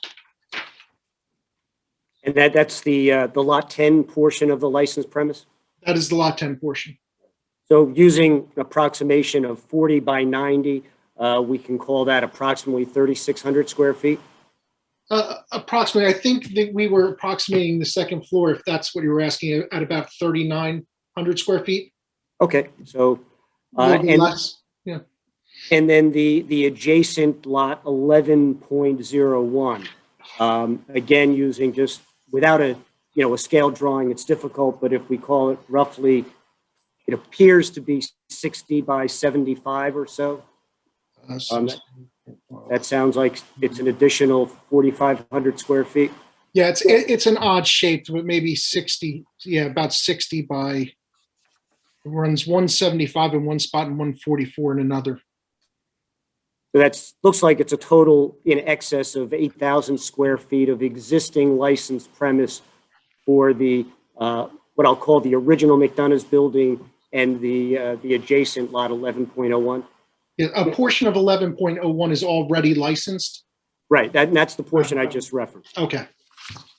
So in any event, it appears that the proposal with the addition of the second floor and the additional exterior outdoor space that is shown on the drawing or shown on the aerial photograph as a parking area, which I think we're all aware has been used since the onset of COVID for additional seating. It looks like the licensed premises will approximately double in size. I think a little bit less. You're talking base ground square footage, probably a little bit less than doubling in size. I don't have the exact number for you though. I think the lot is a little bit more than the lot 11.01. I think a little bit less than half is licensed right now. Right. So in which case, if the second floor is approximately the same size as the first floor, we're going to call them equal, and the newly licensed space outside is more than the currently existing lot 11.01. I think that's fair to say. Yes. In terms of the outdoor area that is proposed for licensing, is there any plan, or would given the fact that it is outdoor, is there any proposal for outdoor entertainment, or is the applicant not proposing that at this time? Obviously, the presence of outdoor entertainment and actually just the presence of outdoor dining does present additional questions and concerns above one would find in an enclosed license premise. Yes, I don't think there's right now there can't be. I don't believe in COVID. You're not supposed to have the entertainment, but I don't think he wants to forego any ability to have outdoor entertainment. Any outdoor entertainment would be strictly in compliance with all codes and ordinances of the town in regard to noise, in regard to hours of operation, and that's something that he would have to comply with. And a condition of this obviously would be zoning compliance.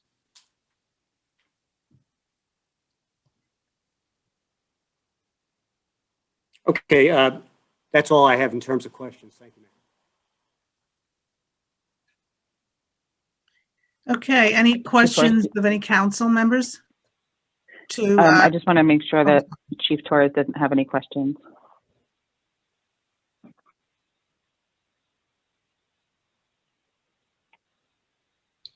No, Mayor, once this is formalized, I can submit any concerns to you guys. The only one, actually, I do have one quick question or suggest the lighting in the parking lot in the rear just be lit up a little more for the pedestrians that are leaving the area to go to their cars.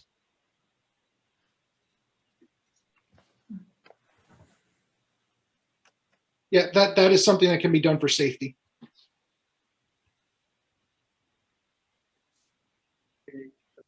Okay. They said they can add that for safety. Okay, thank you. Ms. London.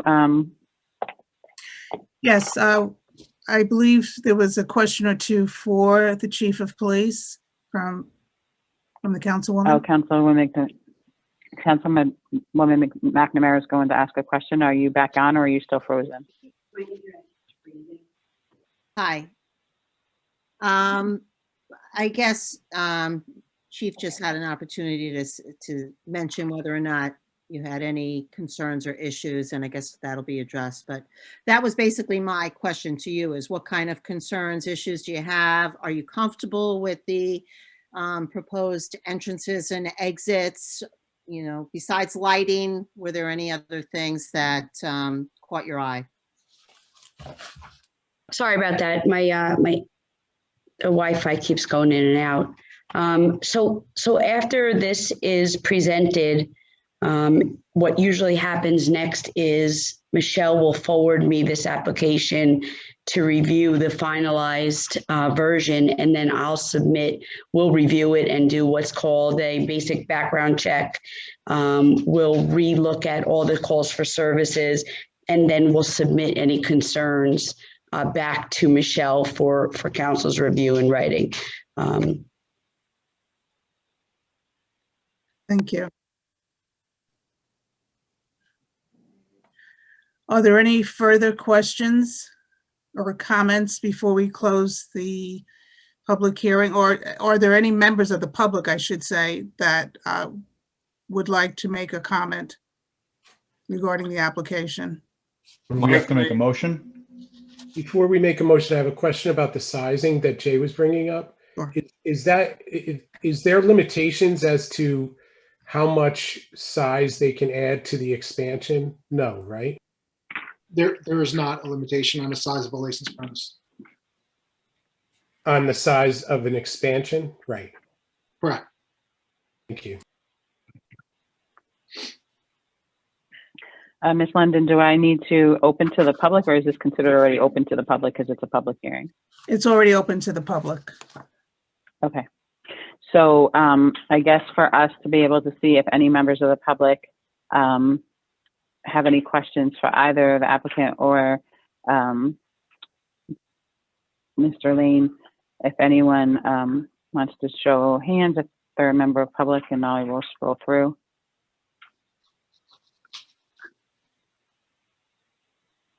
Any members on the phone wish to? Michael Lane.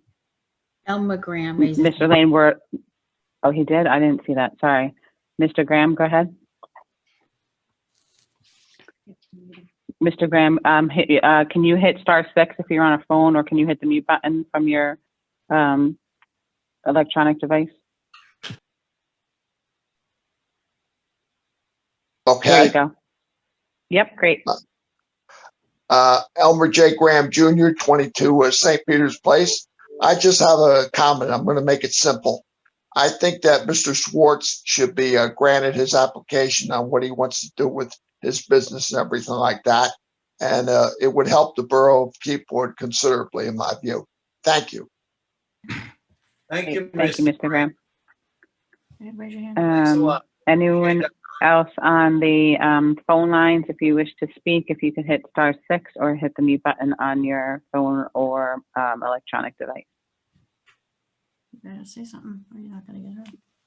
Going for the, we're going to go back to Mr. Lane, but this is for the public to ask Mr. Lane questions. So, okay, going once, going twice for members of public to ask the applicant or Mr. Lane a question. Okay. Ms. London, I believe Mr. Lane has a commentary or question. Can we defer back to him? Yes, and Mr. Lane, you're still under oath. Yes, I'm still under oath. There's been a couple statements made that, quote, zoning will take care of it. I can't think of anything in the zoning ordinance, having worked very hard on that this is in a general commercial district, that there wouldn't be any restrictions relative to liquor license, relative to fencing, et cetera, et cetera. That is not in the zoning ordinance. It's actually in the ABC handbook. And I'll quote from this ABC handbook.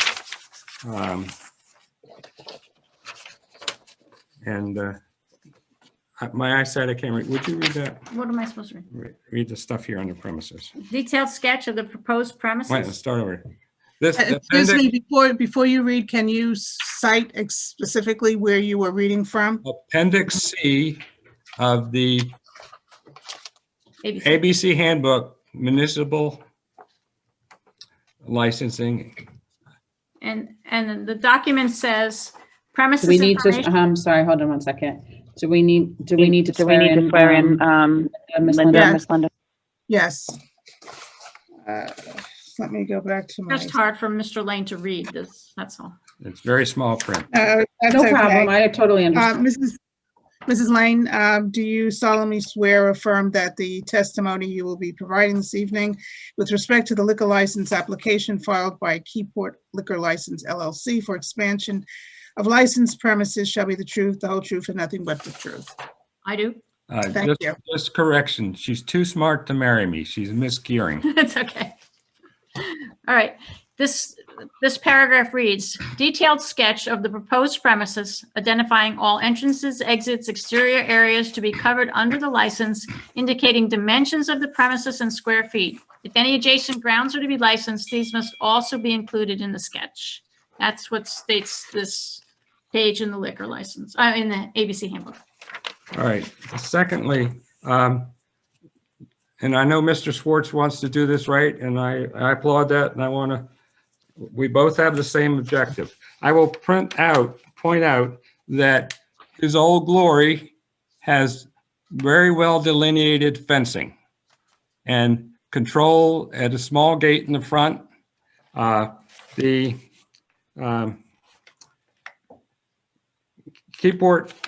Uptown Keyport Bar and Grill has very well delineated exterior fencing. We had about a 1-year issue with people not abiding by the fencing, and we had to work the issue of making sure there was signage that you can't take your drinks past the fence, and that there had to be control people at the fencing. Burleu's has very well delineated fencing.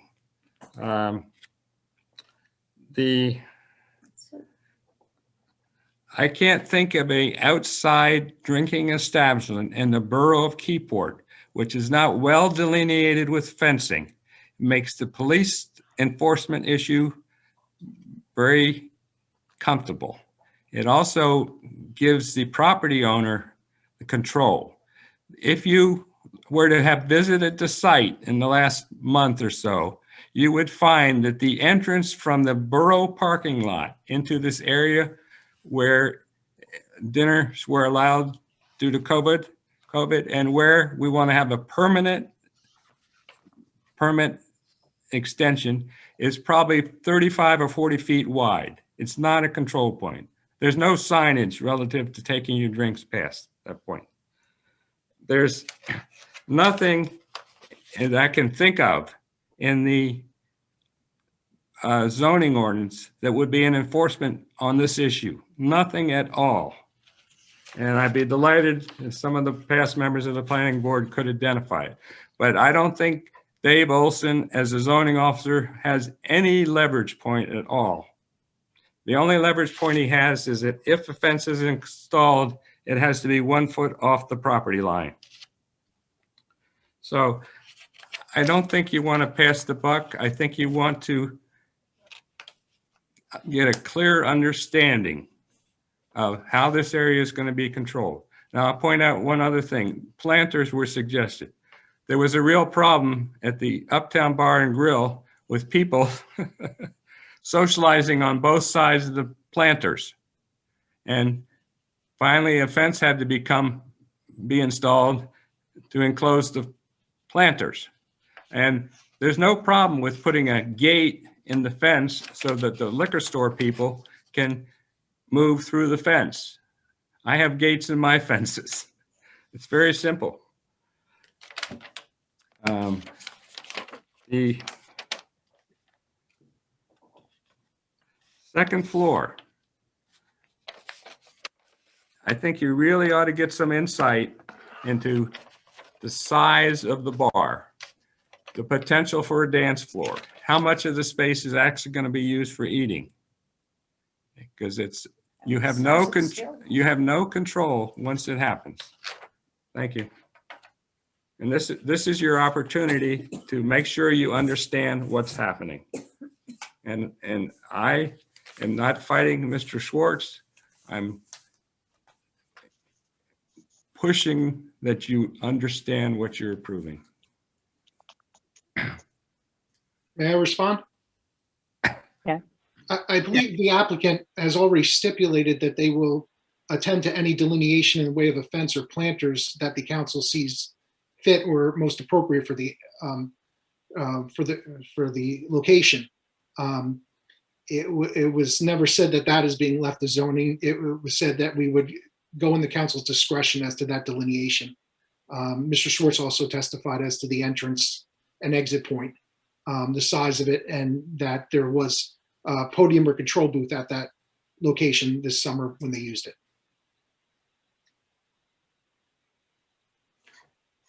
Thank you. Okay, thank you.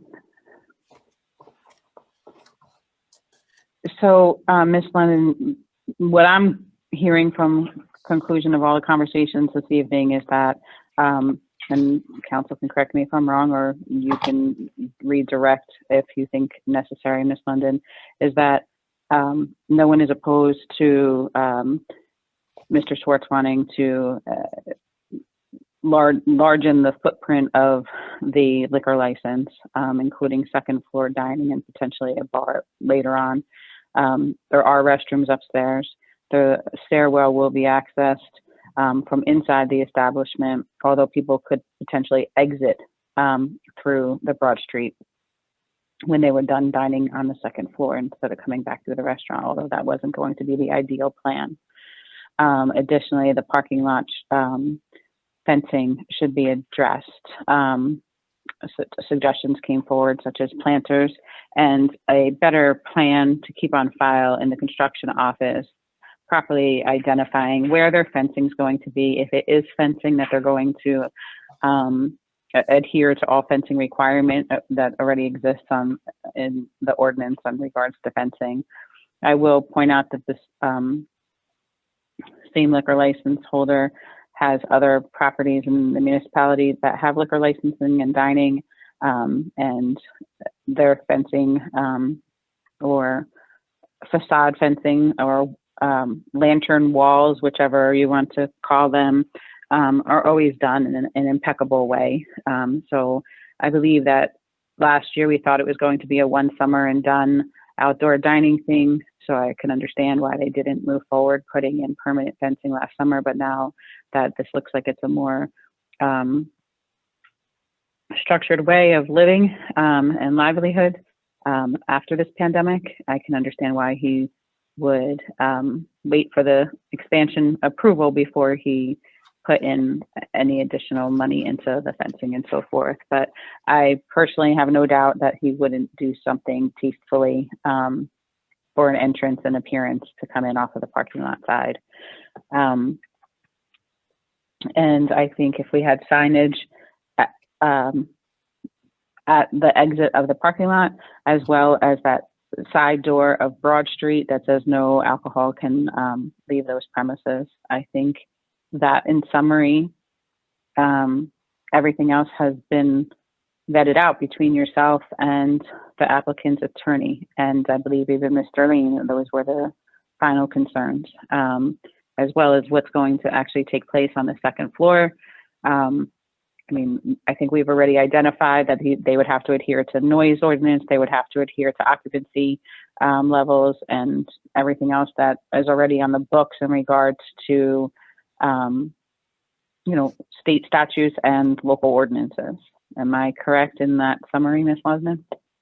Yes, and I just wanted to add, from hearing the comments and concerns of council, it would be reasonable to request the applicant to provide an updated sketch. The sites that were referred to by Mr. Lane are accurate as they appear in the ABC manual.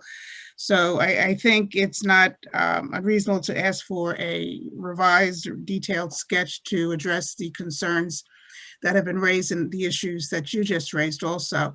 And also, there was an issue raised by Mr. Lane about inconsistencies with the tax map and the county map.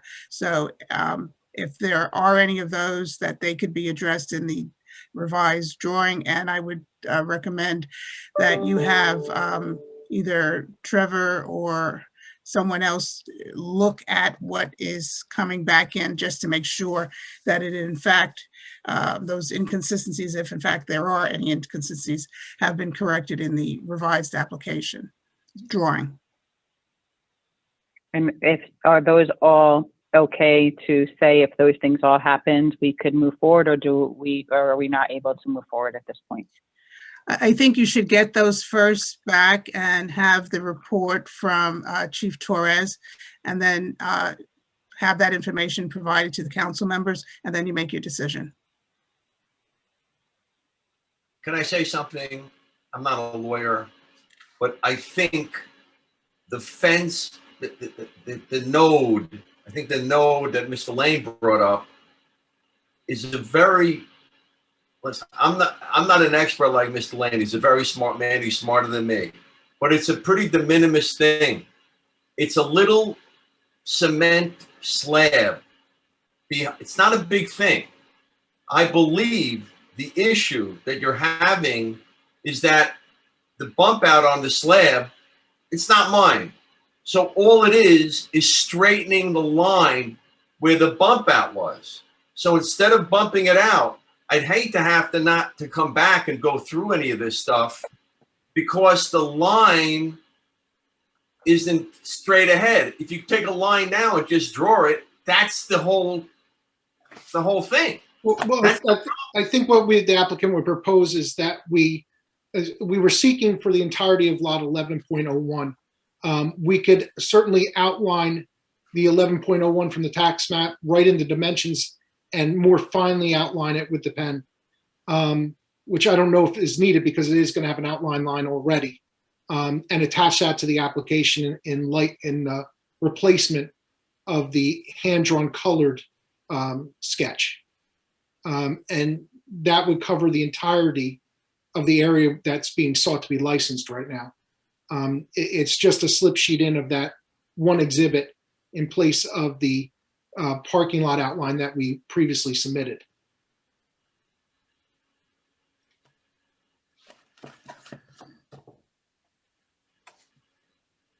Okay, and again, Mayor, I would ask that the appropriate staff person take a look at what comes back in, just to make sure the sign off that it meets the proper dimensions. Okay. Okay, so Mr. Mendier, are you okay? And well, I don't really have a choice to be okay, but these are the members. These are the requests being put forward by the members of council. Absolutely okay. Obviously, we're okay with that. I just wanted to put out there possibly, I mean, can we limit the next hearing to just these open items rather than having a rehearing on the entire objection? I have to defer to Ms. London on that. I would say if the revised information and sketch comes back in, it's signed off by staff as adequately addressing the concerns that have been raised. Unless Mr. Lane still has further objections, maybe we can address those so that we don't have to have another hearing, maybe a discussion to see what it is very quickly. We can eliminate the need to have another hearing. And you could just vote on the application. Like, could it be placed on a consent agenda if everyone agreed to the sketch from the borough? Yeah, I think that, I'm sorry. Can I ask one more question? Can I put one more question in there, only because it seems to be a continuous topic tonight about the bump out property. And as Mr. Schwartz already pointed out, he's already given these people access so that they can get into the back of their business. Maybe we just make sure we send them a letter saying that whenever the next meeting is, if they have any questions. You know, all I'm trying to do is get a vote tonight. That's what I was hoping for, because that's what is that what we're going to do? I was hoping for, but I think Ms. London is because the property line in question. Is that correct, Ms. London? Yeah, and in light of the concerns that were raised by council and the objections that were raised, I think there's still some questions that can be addressed and answered with the revised drawing. Well, can I ask you this? Because all it is a little cement slab, and Jason gets $500-600 an hour. And Mr. Lane has been nice enough to say, he's an extremely smart man. He was nice enough to say he doesn't object to my bar. But this cost me a lot of money. I would say this. He's so smart, I'll use his map. I want to get approved. I don't want to pay Jason another $4,000 to come back. It's going to cost me $800 to get a fence. Matter of fact, whatever it costs, I'll give you a blank check. Put a fence there. Put shrubs there. We're really making a molehill into a freaking mountain. And it's not fair to me, because this is the second time that we've had a meeting. And now we're talking about a very small, it's a small cement area. And accidentally we put a bump out. So draw a straight line or use Mr. Lane's map. Well, Ken, on that suggestion, Mr. Lane had an exhibit in his presentation that showed the tax map. At that time, it still shows lot 12, but they're combined with it's a lot 11.01 now. You can see it's in kind of a purplish shaded color that he has it on his exhibit. Those purple shaded area is the area that we're seeking to apply for. He used that to show an inconsistency on our straight line, but we are applying for that entirety of lot 11.01, which is the entire purple area. So I think what Mr. Schwartz is saying is, can we just use that as our sketch, because it has dimensions on it, and attach that to the application, along with the survey from the McDonough's lot? Don't we still have to deal with the background check by Chief Torres? Yes. Right, there's still another step. I'm sorry, I don't know that, Councilman Good, your question was heard by everyone. Can you repeat yourself? Oh, I'm sorry. My question was, even if we accept the lot lines, we still have to have the background check that Chief Torres needs to do before we can vote on it. Isn't that correct? Yes. Do we vote on it and then she does the background check? Are you saying? What did you say, Jay? Jay, I'm sorry. What did you say? I was just saying, I think it would be best to have that in place. I mean, notwithstanding the objections of Mr. Schwartz or the agreements of Mr. Schwartz to proceed, in order to have everything in place, this way there's no other contingencies or conditions that are sought to be placed on the transfer. I have another question. I'm sorry, I'm confused. The background check is a background check of me? What is that? It's a background check of the operations. Well, the operation's been there for 16 years, right? So I didn't think this was a mandate on what the operation. I thought it was about. Mr. Schwartz, Chief Torres will explain where that requirement comes from. I also, what I don't understand is, If my internet stays off for 10 seconds. why are we having another meeting? How come the first meeting this couldn't be brought up?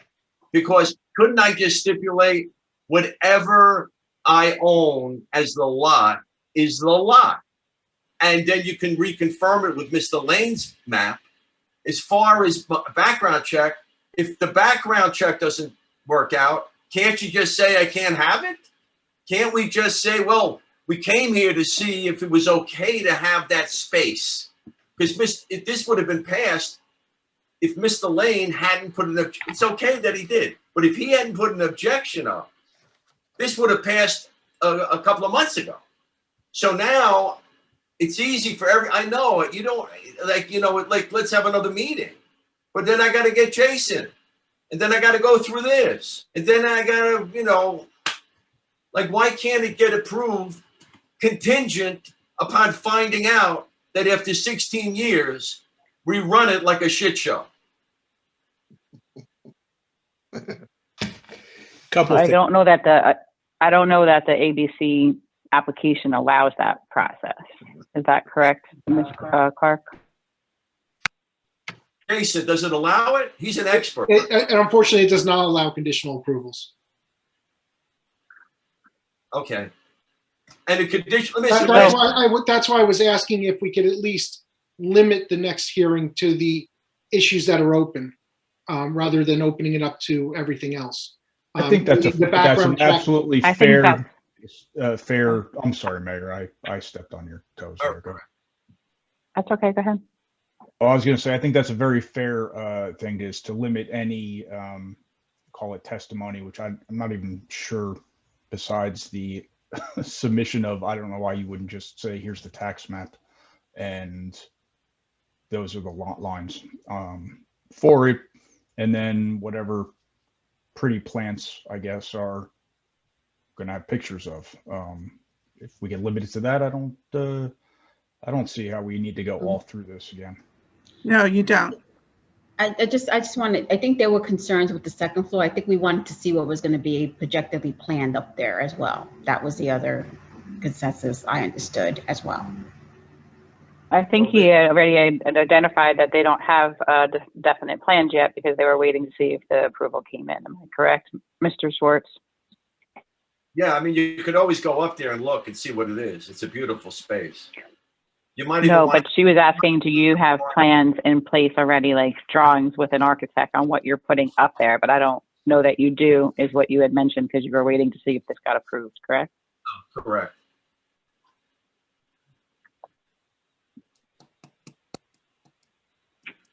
Okay, Ms. London, can you just review what our next steps are going to be? And Mr. Mandia, do you believe that these things could be submitted? And Jay, do you think if they were submitted by the end of or the beginning of next week, that would give us enough time for our professionals to review it, to have it on the agenda for the next meeting in February? That should be sufficient, more than sufficient time. Mr. Mandia, do you think you can have the requested items in by next Tuesday? Yes, all we're submitting is the tax map with some, you wanted the bathroom location laid out, my understanding. And you want the type of fencing or the delineation indicated, or just the lot lines indicated at this point? I think where the fencing that they were going to propose, because they wouldn't have a fence approval in yet from an upstairs anyway. So I think just what they're, where they would be putting a fence line. Okay, so that line, yes, yes, ma'am. We will have that done in the next couple of days. I will just document that the attorney indicated you had to meet the conditions of Appendix C per the handbook requirements. And that's where our professionals will take a look at it to make sure it's detailed enough. So, Counsel, I do refer you to, and I'm sure you know Appendix C. It needs to be detailed. Yes, I just want to remind everyone it's an expansion of premises, though. There's already a licensed area. So we're just talking about the expansion area. Right. There's detailed as you can. There's no exterior entrance to the second floor, so there's nothing to show on that. Okay. And we are licensing the full floor, so there's no detailed sketch needed of that, according to the ABC. In regard to the expanded area, we're really only showing the one entrance that's being added. There's nothing else that's being added there in regard to entrance exits. Okay. Ms. London, I think Chief Torres has a question. Can just defer to Chief Torres, please? Chief Torres. I just wanted to clarify exactly what you said, Ms. London, that once this is submitted, we'll review it, and we are aware of the ABC laws and receive training in it, and we'll review the application for any issues. We've been through this a few times with Ken. We've communicated with him. He's always easy to get to comply. He runs a pretty tight ship. So we'll go through our process once it's submitted and we can get that done very quickly. Thank you. Thank you. Absolutely. Sorry, I was on mute, but so she heard me, but the public didn't. I was just confirming with her that she'd be able to have that done so we can have that ready for the next meeting in February. And she confirmed that she could have that done by then. Yes. If we are done, we can have a motion to end the public hearing and then move Motion. on to your regular meeting. Motion. Second? All in favor? Aye. Aye. Aye. Super aye. Any opposed to closing the public hearing? Thank you very much. Thank you, everyone. Appreciate your time tonight. Thank you. Good night. Thank you. Right.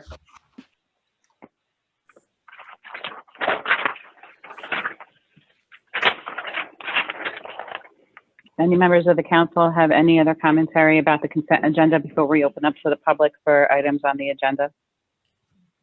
Did we fix the not the typo, the transpose numbers on 67? So when we I deferred that to Ms. Clark and Ms. London today, and they did not think it was substantive change. So there will be a corrected resolution for it to indicate that it's block 21.01 instead of 1.0.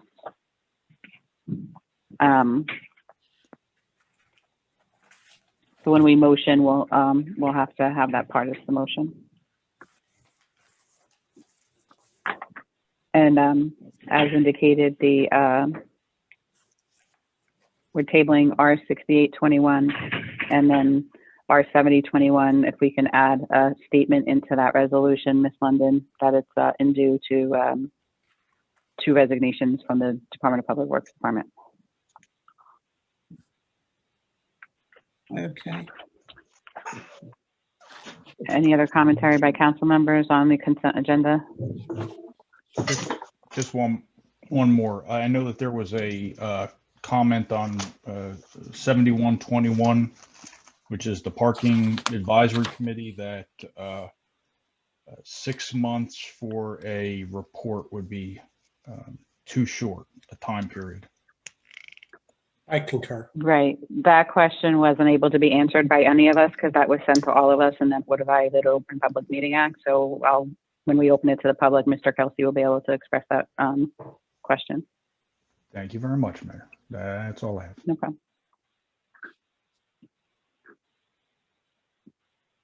Okay, can I have a motion to open to the public for items listed on the agenda only? Motion. Second. Have a second? All in favor? Aye. Aye. Aye. Okay, by show of hands for anyone on video, anyone have any questions on items on the consent agenda?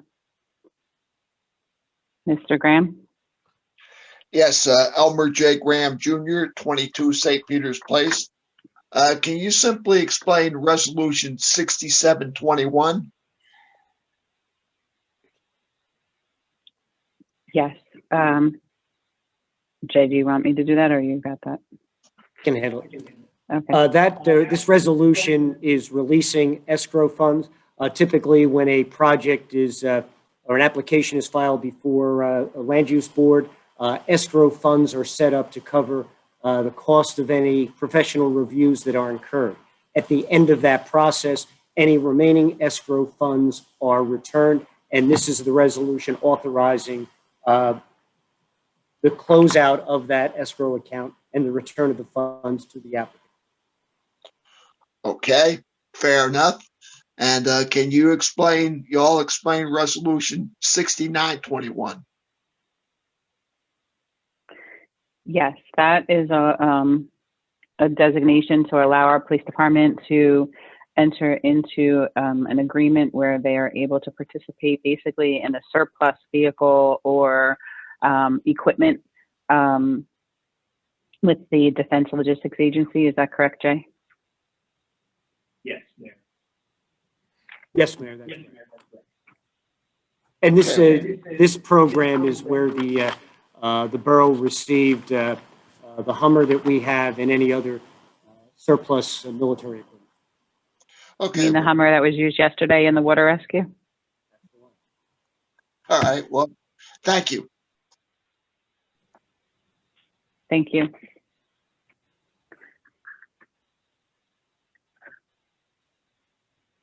Mr. Kelsey, I think you had your hand up.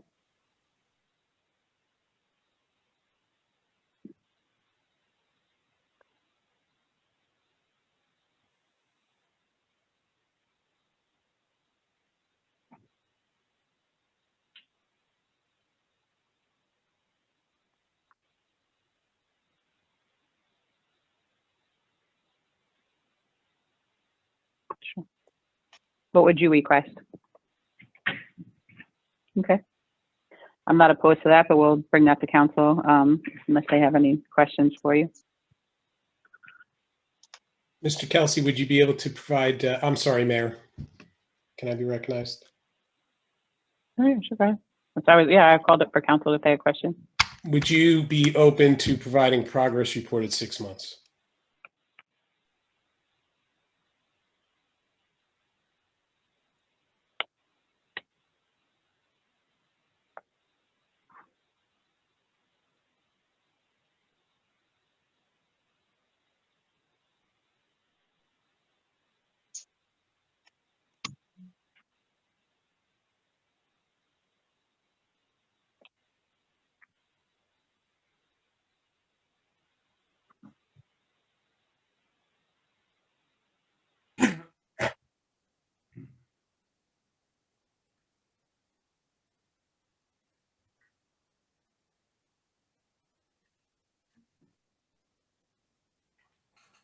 And I think some of that can be progressive along the way. I don't think we have to wait for a report, right? If we see that, people put up signs that are illegal, we can certainly take them down. I think that's part of what all this project is. So I think it's going to be a work in progress, right?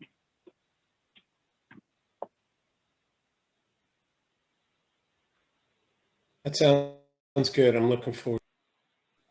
I have a question. For Mr. Kelsey? Yes. So I think whoever the council liaisons are going to work on this committee, they'll be providing us updates to the governing body, correct? On a monthly basis, like committee meetings, committee reports. I just want to make sure that we don't get with 6 months and we're like, what's going on? I think Mr. Kelsey and the committee are going to be so busy. I think we will be getting more reports than we are asking for right now. Right, that would be my only ask, is that whoever the council liaisons are, update us on a monthly basis what's going on there. That's all. Okay. Mayor? Yeah. Oh, I just had one question. Do we think that 7 members of this is too many? I don't think so at all. I think the fact that we have to encumber the entire municipality and we need to make sure we include someone from the business district. And we're talking about laws and ordinances that exist or might need to exist. I think I actually had thought it would be larger, but okay. I think we'll see how it's going and we can grow.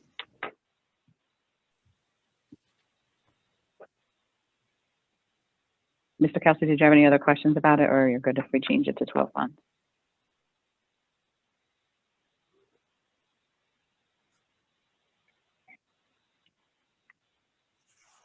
Okay. Great. Thank you. No problem. Mr. Lane, I think you had your hand up. Yes, 2 issues of old business. At the last council meeting. Mayor, can I object? I don't think we need to, this is not on the consent agenda. This is adding 2 new business or unfinished business. I think this is more appropriate for the open public portion. Okay. Mr. Lane, do you have anything that's listed on the agenda, as I mentioned earlier? Listed on the agenda is old business. But there isn't an item under old business, so therefore it's not listed and nothing. Okay, so you can express that during the next open public. You That's can the express problem I'm that during the looking next, okay? And the So you can marijuana, open, you can express that at the next part of the I want to um, express public it meeting. under old business where it is. You may want to, but that's not how we're doing it, Mr. Lane. You are really cutting off public input. Unbelievable.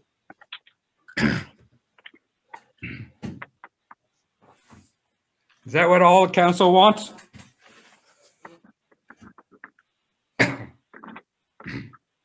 Any other members of the public have any commentary that are items listed on the agenda?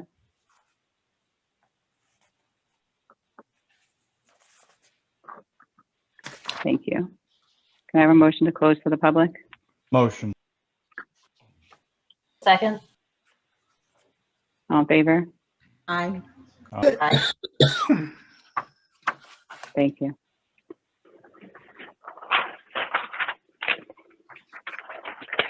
So just to reiterate for the items on the consent agenda, R6721 would, in the second whereas, has a correction noted that the block is 21.01 and that there'll be a sentence added into R7021 that the vacancies are due to 2 resignations in the DPW department.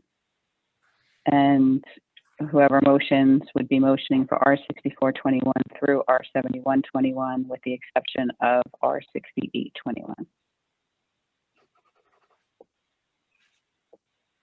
I'll make the motion. Second, I have a question. Okay.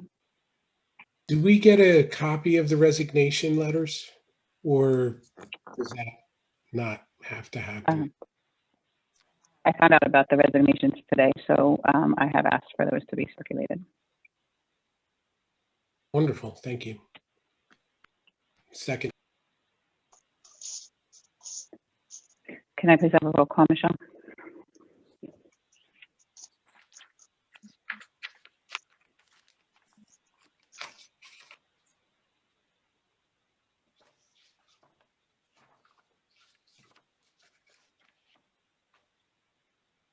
You're on mute, Michelle.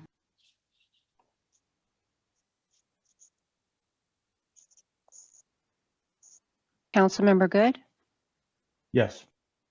Okay. Councilmember Fotopoulos? yes. Councilmember McDermott? Yes. Councilmember Davidson? Yes. Councilmember McNamara? Yes. Thank you. Thank you, Michelle. Next, we have communications by consent, item number 1. Any discussion on that from council? If not, can I please have a motion for approval of item number 1 on the communications by consent? Motion. Second. Can I have a roll call, please, Michelle? Councilmember Good? Yes. Councilmember Fotopoulos? Councilmember Dennis, you're Fotopoulos? I said yes. Yes, Hear me? I can now. Yes, thank you. Sorry. Councilmember McDermott? Yes. And Councilmember Davidson? Yes. And Councilmember McNamara? Yes. Thank you. Can I please have an approval of the minutes from December 15, 2020 council meeting? Motion. Who was the Yeah, second? yeah. Second, Member McDermott. McNamara? Thank you. Was McDermott. Okay, thank you. Can I have a roll call, please? Councilmember Good? Yes. Councilmember Fotopoulos? Yes. Councilmember McDermott? Yes. Councilmember Davidson? Can I abstain? And Councilmember McNamara also abstain? Oh, yes. Thank you. Thank you. Next on new business, we do have, Michelle, I just need you to mute because I think it's echoing. Sorry. Great, thank you. I'm not sure if members of the council remember several years ago, I had tried to do we were expecting a blizzard on Dr. Seuss Day, so I had done a contest to try and have people build Dr. Seuss snowmen, and I was going to give out Barnes & Noble gift cards, and I made this whole announcement, and then we never saw a flake of snow. But in light of how our recreation programming that we normally do has been put on hold due to the public health emergency, I reached out to Rebecca Kaheen yesterday to toss around the idea of having a snowman contest, and people can submit pictures, and however the amount of likes or whatever, or maybe the committee is going to be able to vote on their favorite snow character building throughout the municipality. But I believe that was discussed at last night's council meeting. But I'll defer to Councilman Good or Councilman McNamara, because I believe you want to move forward with an approval from council on this. Is that correct?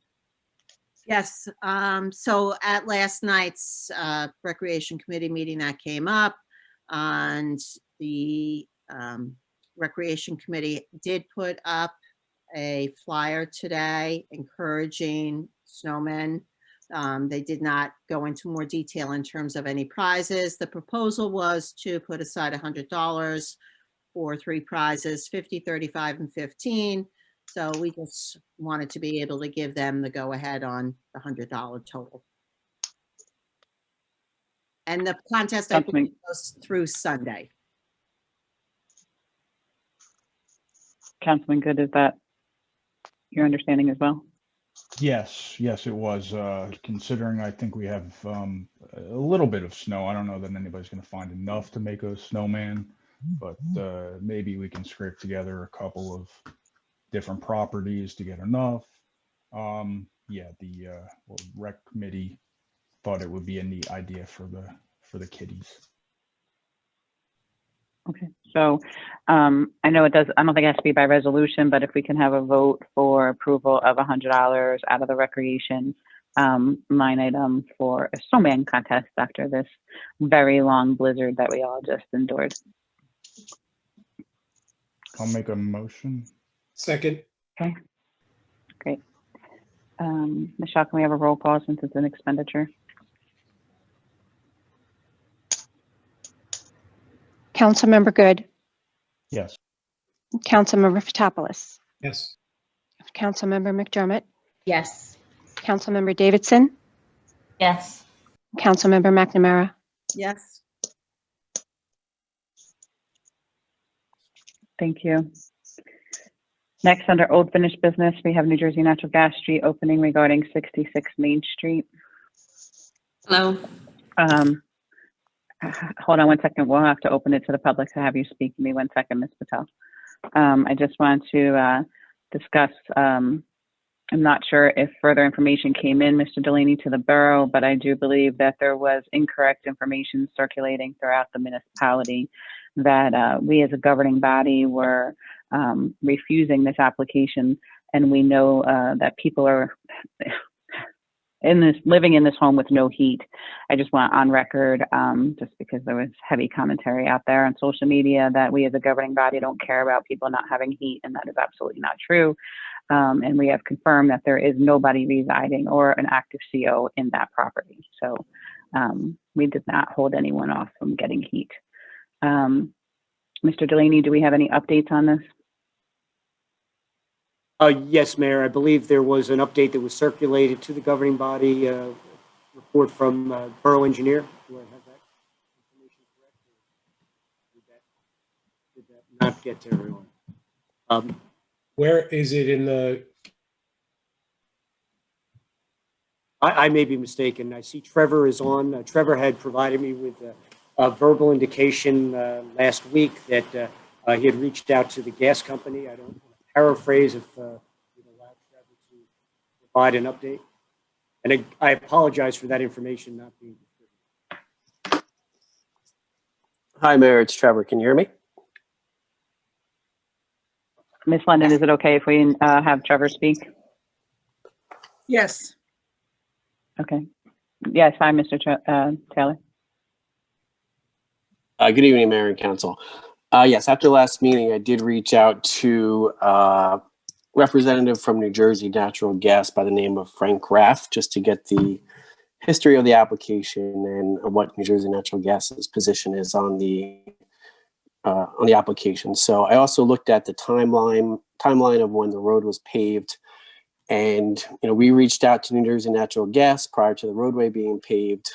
They submitted a road opening permit back in November 2018 to replace all the mains and the services within the roadway.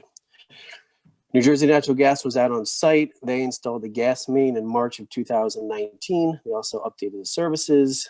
And then our contractor started working in April of 2019, and they installed the surface course of the roadway in June 2019. And then New Jersey Natural Gas submitted the new road opening permit for 66 Main in November of 2020. So according to Frank at New Jersey Natural Gas, Frank Raff, there was a gas service to 66 Main Street at one time, but it was retired when the house was abandoned and it was disconnected at the main. He did not know the date of retirement, but obviously that was before the new main was installed. The gas service to 66 Main at the time of the main upgrades was considered an idle service. And typically a service becomes idle when there is no service metered for a period of 18 months. So once a service is idle, New Jersey Natural Gas goes out to the property, they disconnect the service from the main, and that becomes disconnected until a new application is put in for a new service.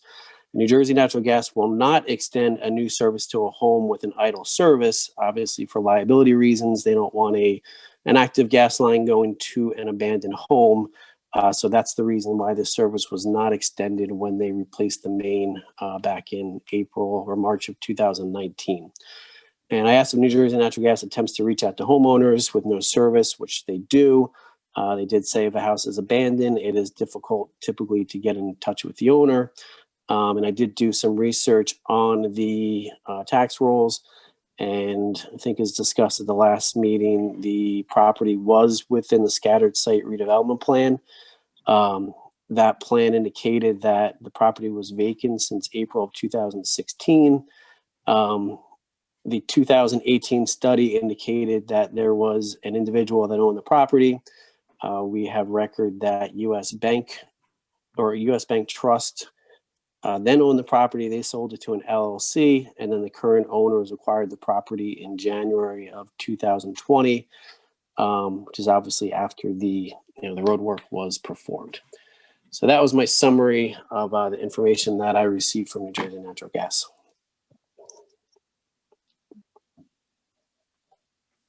Thank you, Ms. London. We actually have the applicant on, or the requester on the meeting this evening. Do I have to open it up to the full public, or can we just invite her in for commentary?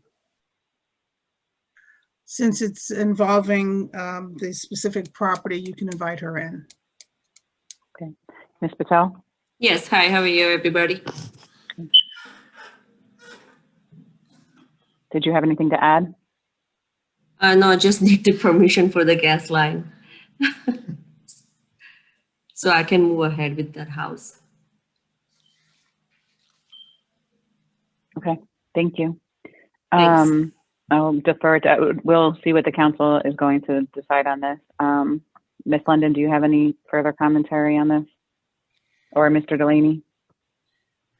I would only add that you refer to the code section 16-1.25E, which I believe the borough engineer had referred to, which essentially states for opening paved streets.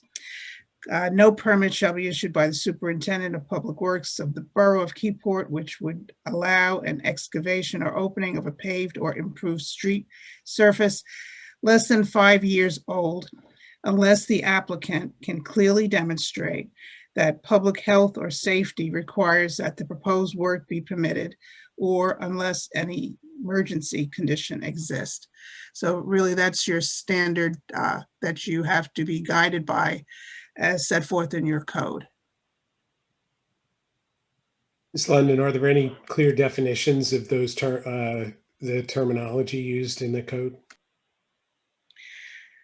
emergency and health, what was it? It was health risk.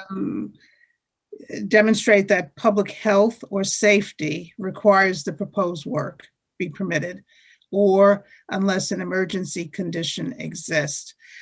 And I didn't see anything that provides any help, except I would probably defer to the engineer to see if there's anything from an engineering perspective when they look at this, because they usually make that determination. Okay, so in summary, I just want to conclude, Mr. Delaney and Ms. London, that the options on the table are that the residents hook up propane heat and appliances instead, or upgrade their electric panel at their expense and then be able to do electric appliances. Or the council, or they wait 3.5 more years for the road to be 5 years old and the house sits vacant after they did all the remodeling to it. Or the council has the option to do a resolution to make an amendment to the current ordinance for this one-time situation. Am I correct that those are the options on the table? Yes, Mayor. Council members, do you have any commentary? What was that I'll citation go in, again? Yeah, the citation is section 16-1.25E.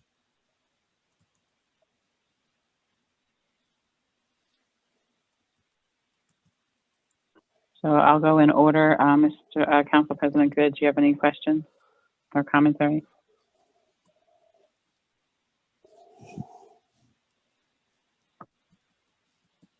Thank you, Mayor. No, other than my commentary, I was just looking at the language of the ordinance. I think that while I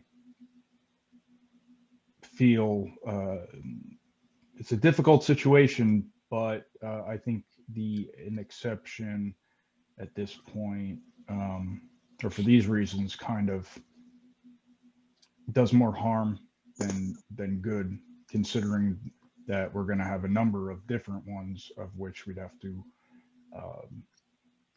it would snowball. And like Jay said, I guess on the last time, brand new road, if we start cutting up even a small portion, he knows exactly where the degradation is going to be. So considering that our ordinance does limit it to the health or the public safety, this is not a public safety issue and it's not an emergency issue. So I just can't see I can't see the reason for making an exception this time.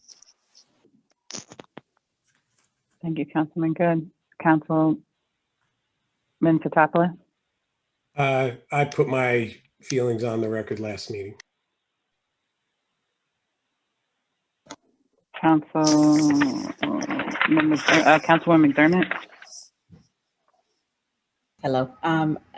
My concern is just the impact that would make to the road thereafter, but I do empathize with the situation of the owner, the new owner now. So, I mean, it's a tough situation. And I do think that there was some liability over. I do believe that there was some overlook.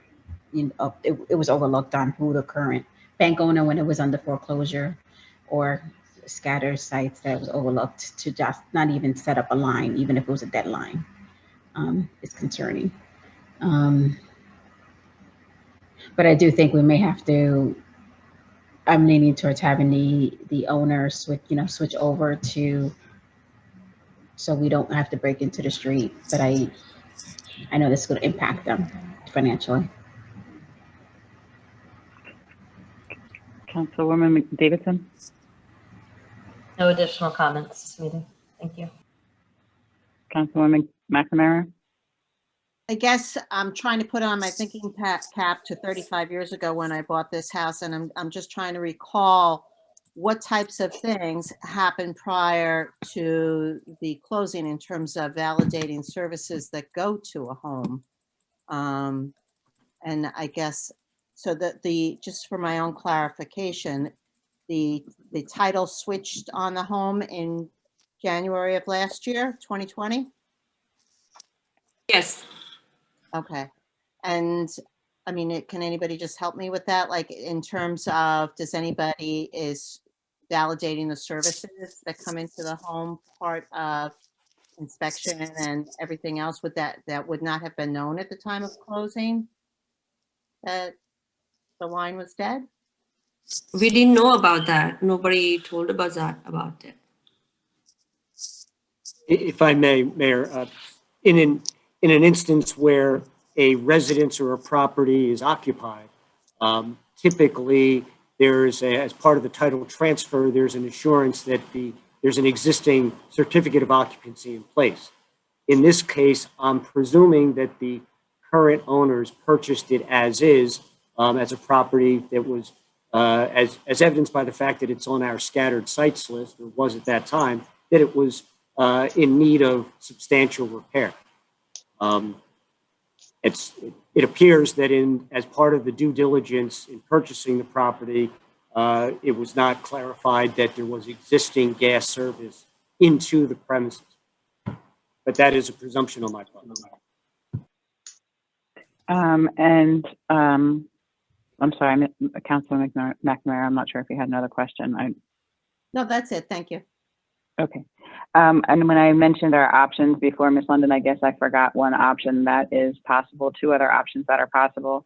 And that is that they do the opening, but they have to pave it curb to curb. Is that not an option, or that's not part of that code citation?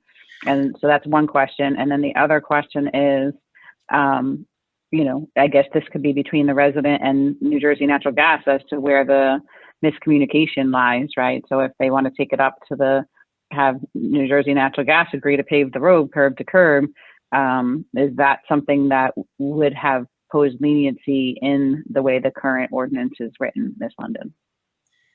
The way the ordinance is written, it does not provide the type of exception or alternate that you suggested, other than providing an exemption or exception for those two circumstances that I had previously mentioned about public health or safety, or if there's an emergency condition. So it would have to have been specifically stated to give council some more leeway to do the other options you suggest.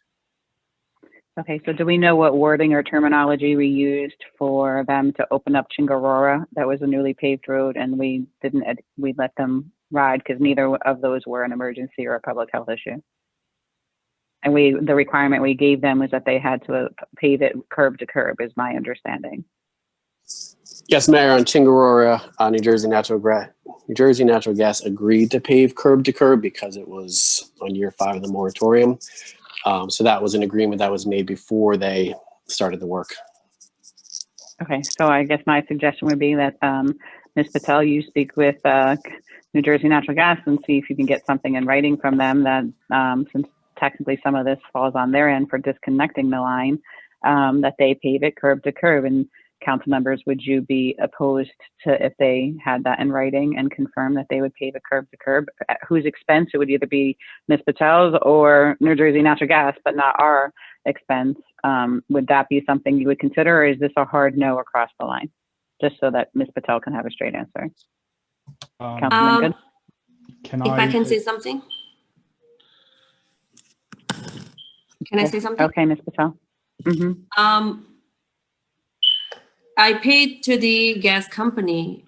I can pay to the city also if you guys be able to fix the road after the work. It's curb to curb. I mean, I can pay city or the gas line. So we don't have the option to pave a road, so we don't have those type of services here. So it's all would have to be subcontracted out. Also, we have to contact the gas company. That's the only way. The gas company would have, right, the gas company would have to agree to absorb the cost of, this can't be any cost burdensome on the municipality is, basically, because if that was the case, then we would just agree to keep filling in potholes when the road had a pothole. So, Councilman Good, do you, if she was to agree to work it out with New Jersey Natural Gas, that the road was paved from curb to curb, would that be a condition of consideration, or should this not be on the table at all? Since we made that for Chingaroro. I guess if Chingaroro was in the 5th year versus the first year, I think that's a substantial difference. But I guess my question is, Trevor, does that, does paving it curb to curb, I guess, alleviate the, the issue of, partially opening it up? So Chingaroro is it's a different scenario because they are replacing the entire main there. So if you drive down Chingaroro today, there's a trench down the entire road for the new main. So in that instance, paving from curb to curb, we're actually getting a brand new road at the end of the day. Where in this case, we would end up having, I think the property is only 40 feet wide where the house is, 30 or 40 feet wide. So you would end up having a 30-foot wide strip of new pavement from curb to curb, which is, it's better than having a 3-foot by 3-foot patch, but it's still, it's going to, just pointing out, it's different than Chingaroro in this scenario because it's not the entire place, it's just a single service. But the structure, but you're saying that it would be not as structurally sound, I guess is the question. Is that right? Paving curb to curb in lieu of the 3, because typically what they would do here is a 3-foot by 3-foot patch, and then they would come back, after 90 days and mill the 3-foot by 3-foot patch and put a surface course over that 3-foot by 3-foot patch. So essentially, you're still going to have an opening in the road. It's just going to be, instead of a 3-foot by 3-foot patch, it's going to be a 30-foot by 30 or 40-foot patch, essentially. Okay, so that would, so you're just talking about a much larger patch. Correct. Now, Mayor, my stance wouldn't change. Excuse me, Mayor, may I ask a question? Yes. Was there something on the table that we heard last meeting where the homeowner can tap into the neighbor's thing and have that metered and then get the gas line that way as well? Is that one of the options? Mayor, I did talk to Mr. Graff about that, and he indicated that they will not tap off of a neighbor's service for a second house. Everyone has to have their own service from the main. Thank you. Okay. Mayor, Yes. I'm sorry, I tried to use the raise hand function. Sorry, my laptop was actually dying, so we were in a little bit of a power mode emergency, so I didn't see your raised hand. Sorry about that. Go ahead. It's all good. So the assess. I'm just going to comment real quick that the 3x3 patch is going to essentially be in the parking area of the road. Am I correct about that, Trevor? It's not going to be in the middle of the road. It's going to be on the one side.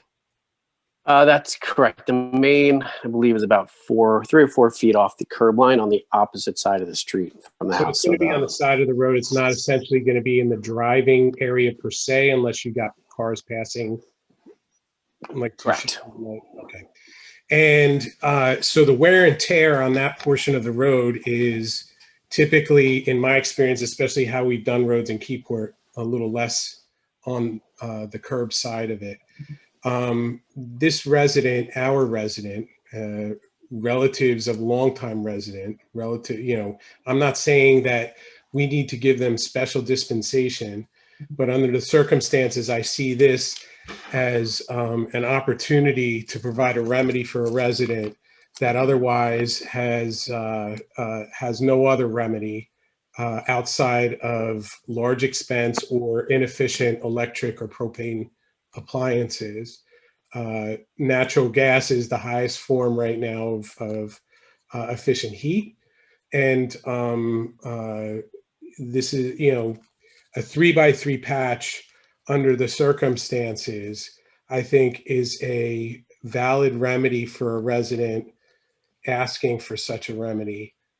with the notation that we don't do this on a regular basis, and also understanding why we started to do this to begin with was because, you know, contractors and utility companies were tearing up roads. My road was one of them, without having any responsibility to sufficiently repair the road itself. I think that the opportunity in my mind to provide a good remedy for this resident outweighs the degradation that may occur on the far side of one of the roads. Councilman, Councilman Katopoulos, thank you for your commentary, but I would just like to clarify, who's the long-term resident and the resident you're referring to? The home is not currently occupied at all and has not been. They are relatives of residents in town. That was the story we were told at last meeting. No, they do not live. Ms. Patel does not live in town. She said that she heard about this town from other friends that live here, and she would like to move her parents here. My mistake. Am I correct, Ms. Patel? I'm sorry, my mistake. I don't think that's, but that doesn't change what I said. Well, I just want to clarify because you were indicating that they're long-term residents of the borough, and Ms. Patel is not a long-term. Not that that should matter or not matter. I just wanted to matter because it's a matter of record. I just wanted to. I don't believe Ms. Patel is a resident. Thanks for. And I think that may also be where some of the communication on social media was happening, because people were saying it was a resident of the home that needs heat, and A, the home is not occupied, and B, the applicant is not a resident. I typically don't want to put social media into the record, but yeah, the whatever, you know, what I stated last time was this house was on is now an improved house coming off the, as you know, the scattered site area in need of redevelopment list. But the spirit of my opinion is still the same. Okay. Thank you. And Trevor, no problem. Trevor, we recently on Atlantic Street had an applicant that was a situation that they reside in the house and their oil furnace went and they had to switch over to gas and they had to open the road. Would it be the same road opening? Because that happened this past week on my block and it was dead smack in the middle of the road. So it was not in a parking space. So would it be the same situation? Because that was not on the side of the road. So again, my memory from when this gas main was put in was that it was about 3 or 4 feet off the curb line. So no, it would not be in the center line of the road. It would be closer to the curb. Okay, so different than what just happened on Atlantic Street this week. Yes. Okay. So I believe we've heard from all members of the council at this point, and I guess I just have to get a better understanding from Ms. London. Are you saying that if it was the council's pleasure to motion, have a second and go to vote, is that even an option or is it not an option at all? Since your ordinance limits the waiver of the 5-year moratorium based on 2 conditions, you would have to amend the ability to do that then. You can't make an exception without doing some sort of formal action, since your code only allows you to give the waiver under 2 specific situations. So it wouldn't be a resolution, it would be an ordinance change. I believe so. Okay, so that would be a minimum of 2 meetings for a public hearing. So that would be, and do we have to wait 30 days between the posting of it and before we would have a public hearing for an ordinance change? It would be your normal ordinance process. 10 days, Jay?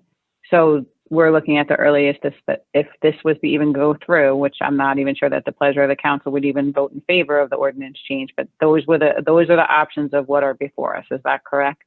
That is correct. Okay. So I guess, do we ask our attorneys to do an ordinance change if we're not even sure that it would carry in a vote? Or do we just basically say the answer is no at this point?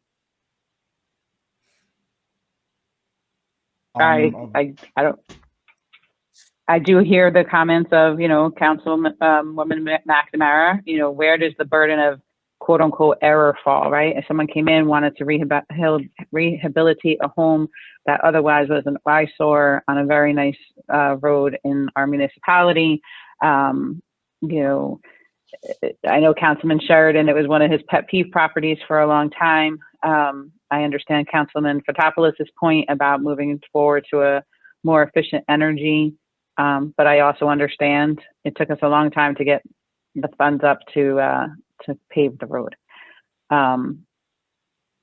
It's a hard call. So, Mayor, I'm not in Councilman favor of Good. asking. I'm not in favor of asking for a redo on the ordinance. I think the ordinance is what it is. There's a reason that we put in the moratorium. It's, unfortunately for the greater good of the town. There are many residents who use Main Street. So if it's going to degrade the rest of the road, we have to put, I guess, the balance of the public at issue. And this is not, the road opening moratorium for newly paved roads is not specific to Keyport. There are a number of municipalities that also have it. It's for the same reason of you're spending all this money on a road, and we want to keep it as pristine as we can for as long as we can. It's an unfortunate situation, but if we make an exception now, I think that you're essentially opening it up for a number of different exceptions, and we're just going to get more and more of them.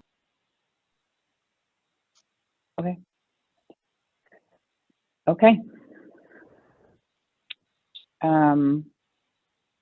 Unless any members of council strongly disagree and they would like to see our attorneys work on a resolution and try and bring it back for not a resolution, an ordinance proposal, and see if it would carry in a vote. But we're looking at a 2-meeting minimum plus, our attorneys working on this. So I would need to see a nod of a head or something from another member of council to move in that direction. Otherwise, I would have to decline Ms. Patel's request.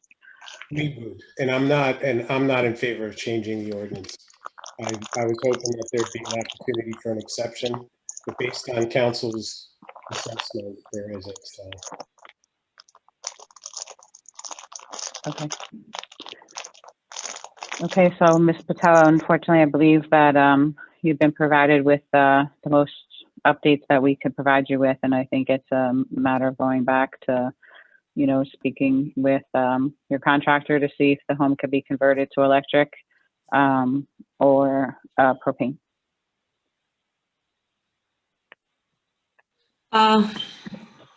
It's going to be extra money I have to put in the house. Since I bought all the appliances, I was thinking that if you guys approve me for the gas line. Yeah, that's not going to be able to move forward. And now it's, in this pandemic, it's really tough for me to put that money in the house again. I understand, but as you heard from the our legal counsel and our the ordinances on standing ordinance on our government code. I see yesterday after the snow, some places have the underlying pipelines break. So I see a lot of water comes out. So what happened if these things happen in the Keyport and that area? So you have to dig the road.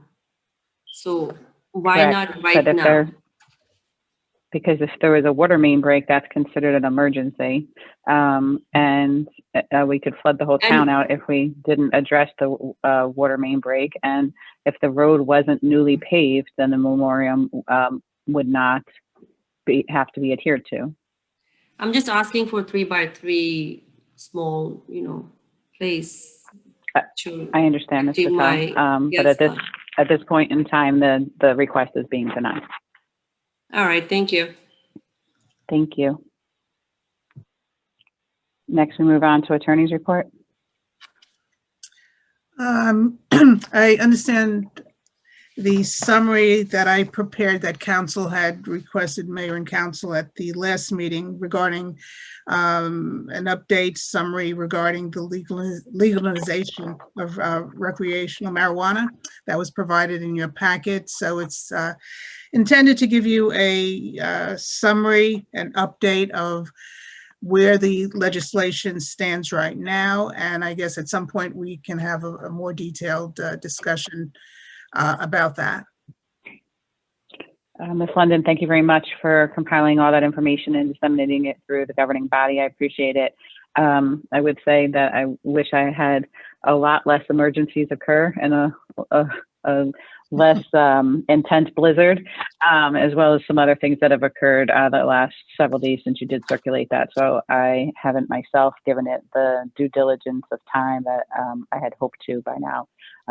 But perhaps we can have that on for a new business discussion at the next council meeting or the first meeting in March. Okay, thank you. Great. Thanks again for working on that. Okay, can I have a motion to open to the public, 5 minutes max per person? Motion. A second. All in favor? Aye. Aye. Aye. Okay, members of the public will go by video first. If you wish to speak on the public session, Mr. Lane. Michael Lane, 51 First Street, Keyport. You almost had the need for a second water rescue in Keyport, and there were a couple factors that relate to this. One, there was a issue where the floodgate by the dumpsters was not down. There were 3 cones, but cars were passing the cones. Then there was a vehicle with, large clearance from the road that decided they were going to go through the floodwaters. The floodwaters were really deep. The guy accelerated, the driver accelerated at a very high rate of speed through the water. Then he came upon the floodgate by the bend and he was blocked. And he turned his wheel real fast and went across the peninsula between the floodgate and the flower pot and almost rolled the car. It was unbelievable. How could it be that the floodgate wasn't operated? That was this morning. And that was today around noontime. And the liability of the borough, I just can't believe it wouldn't be the borough's fault, in addition to the driver's fault.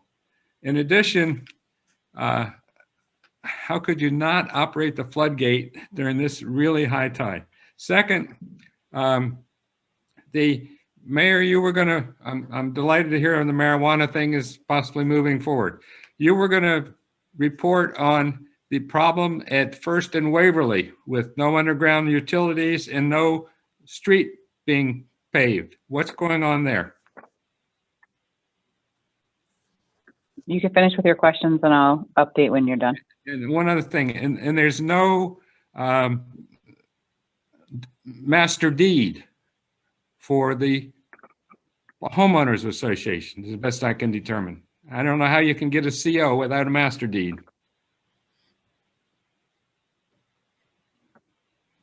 Are those all your questions? Yes, sir. Ma'am.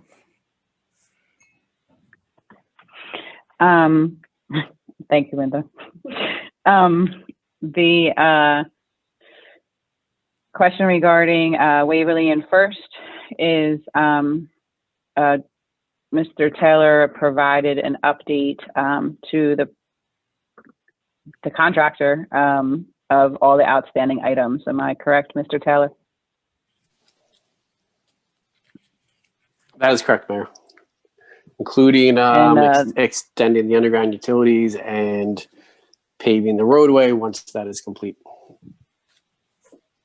And Mr. Lane's commentary about it needing a deed for the association, or that the deed stipulates that it has to have an association. Is that listed in the letter that was sent to the contractor as well? There is a master deed that was filed with the county. I do have a copy of it. I can send it to Mr. Delaney. So you can send it to Mr. Lane. Great, thank you. Uh, Okay. Any other members of the public have any commentary? If you're on the video, please raise your hand. If you're on a Elmer's phone raising and his have any hand. comment, oh, sorry, thank you. Mr. Graham? Can you unmute yourself, please, Mr. Graham? Okay. There you go. All right. Elmer J. Graham Jr., 22 St. Peter's Place. About a Veterans Committee, when is that going to come into being again?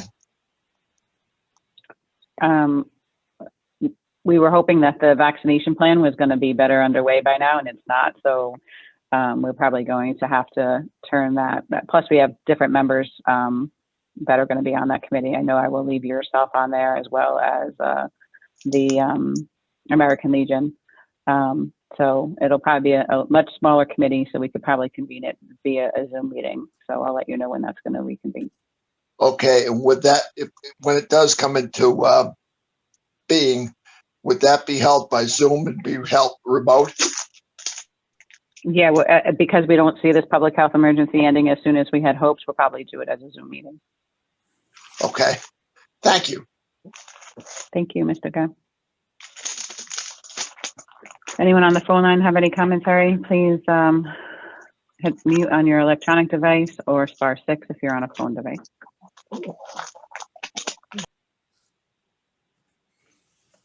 Okay, going once, going twice. Can I have a motion to close to the public? Mayor, you didn't answer my question. I did answer your question about Waverly and First, and their first comment about the situation on American Legion Drive has been noted, but it's not a question. It was a statement, and we've written it down. Thank you. Motion. Second. No second. All in favor? Aye. Can I have a motion to adjourn? Motion. Second. All in Aye. favor? Aye. Aye. Aye. Have a good evening and stay safe, everyone. Thank you. Good night, everyone. Aye. Good night.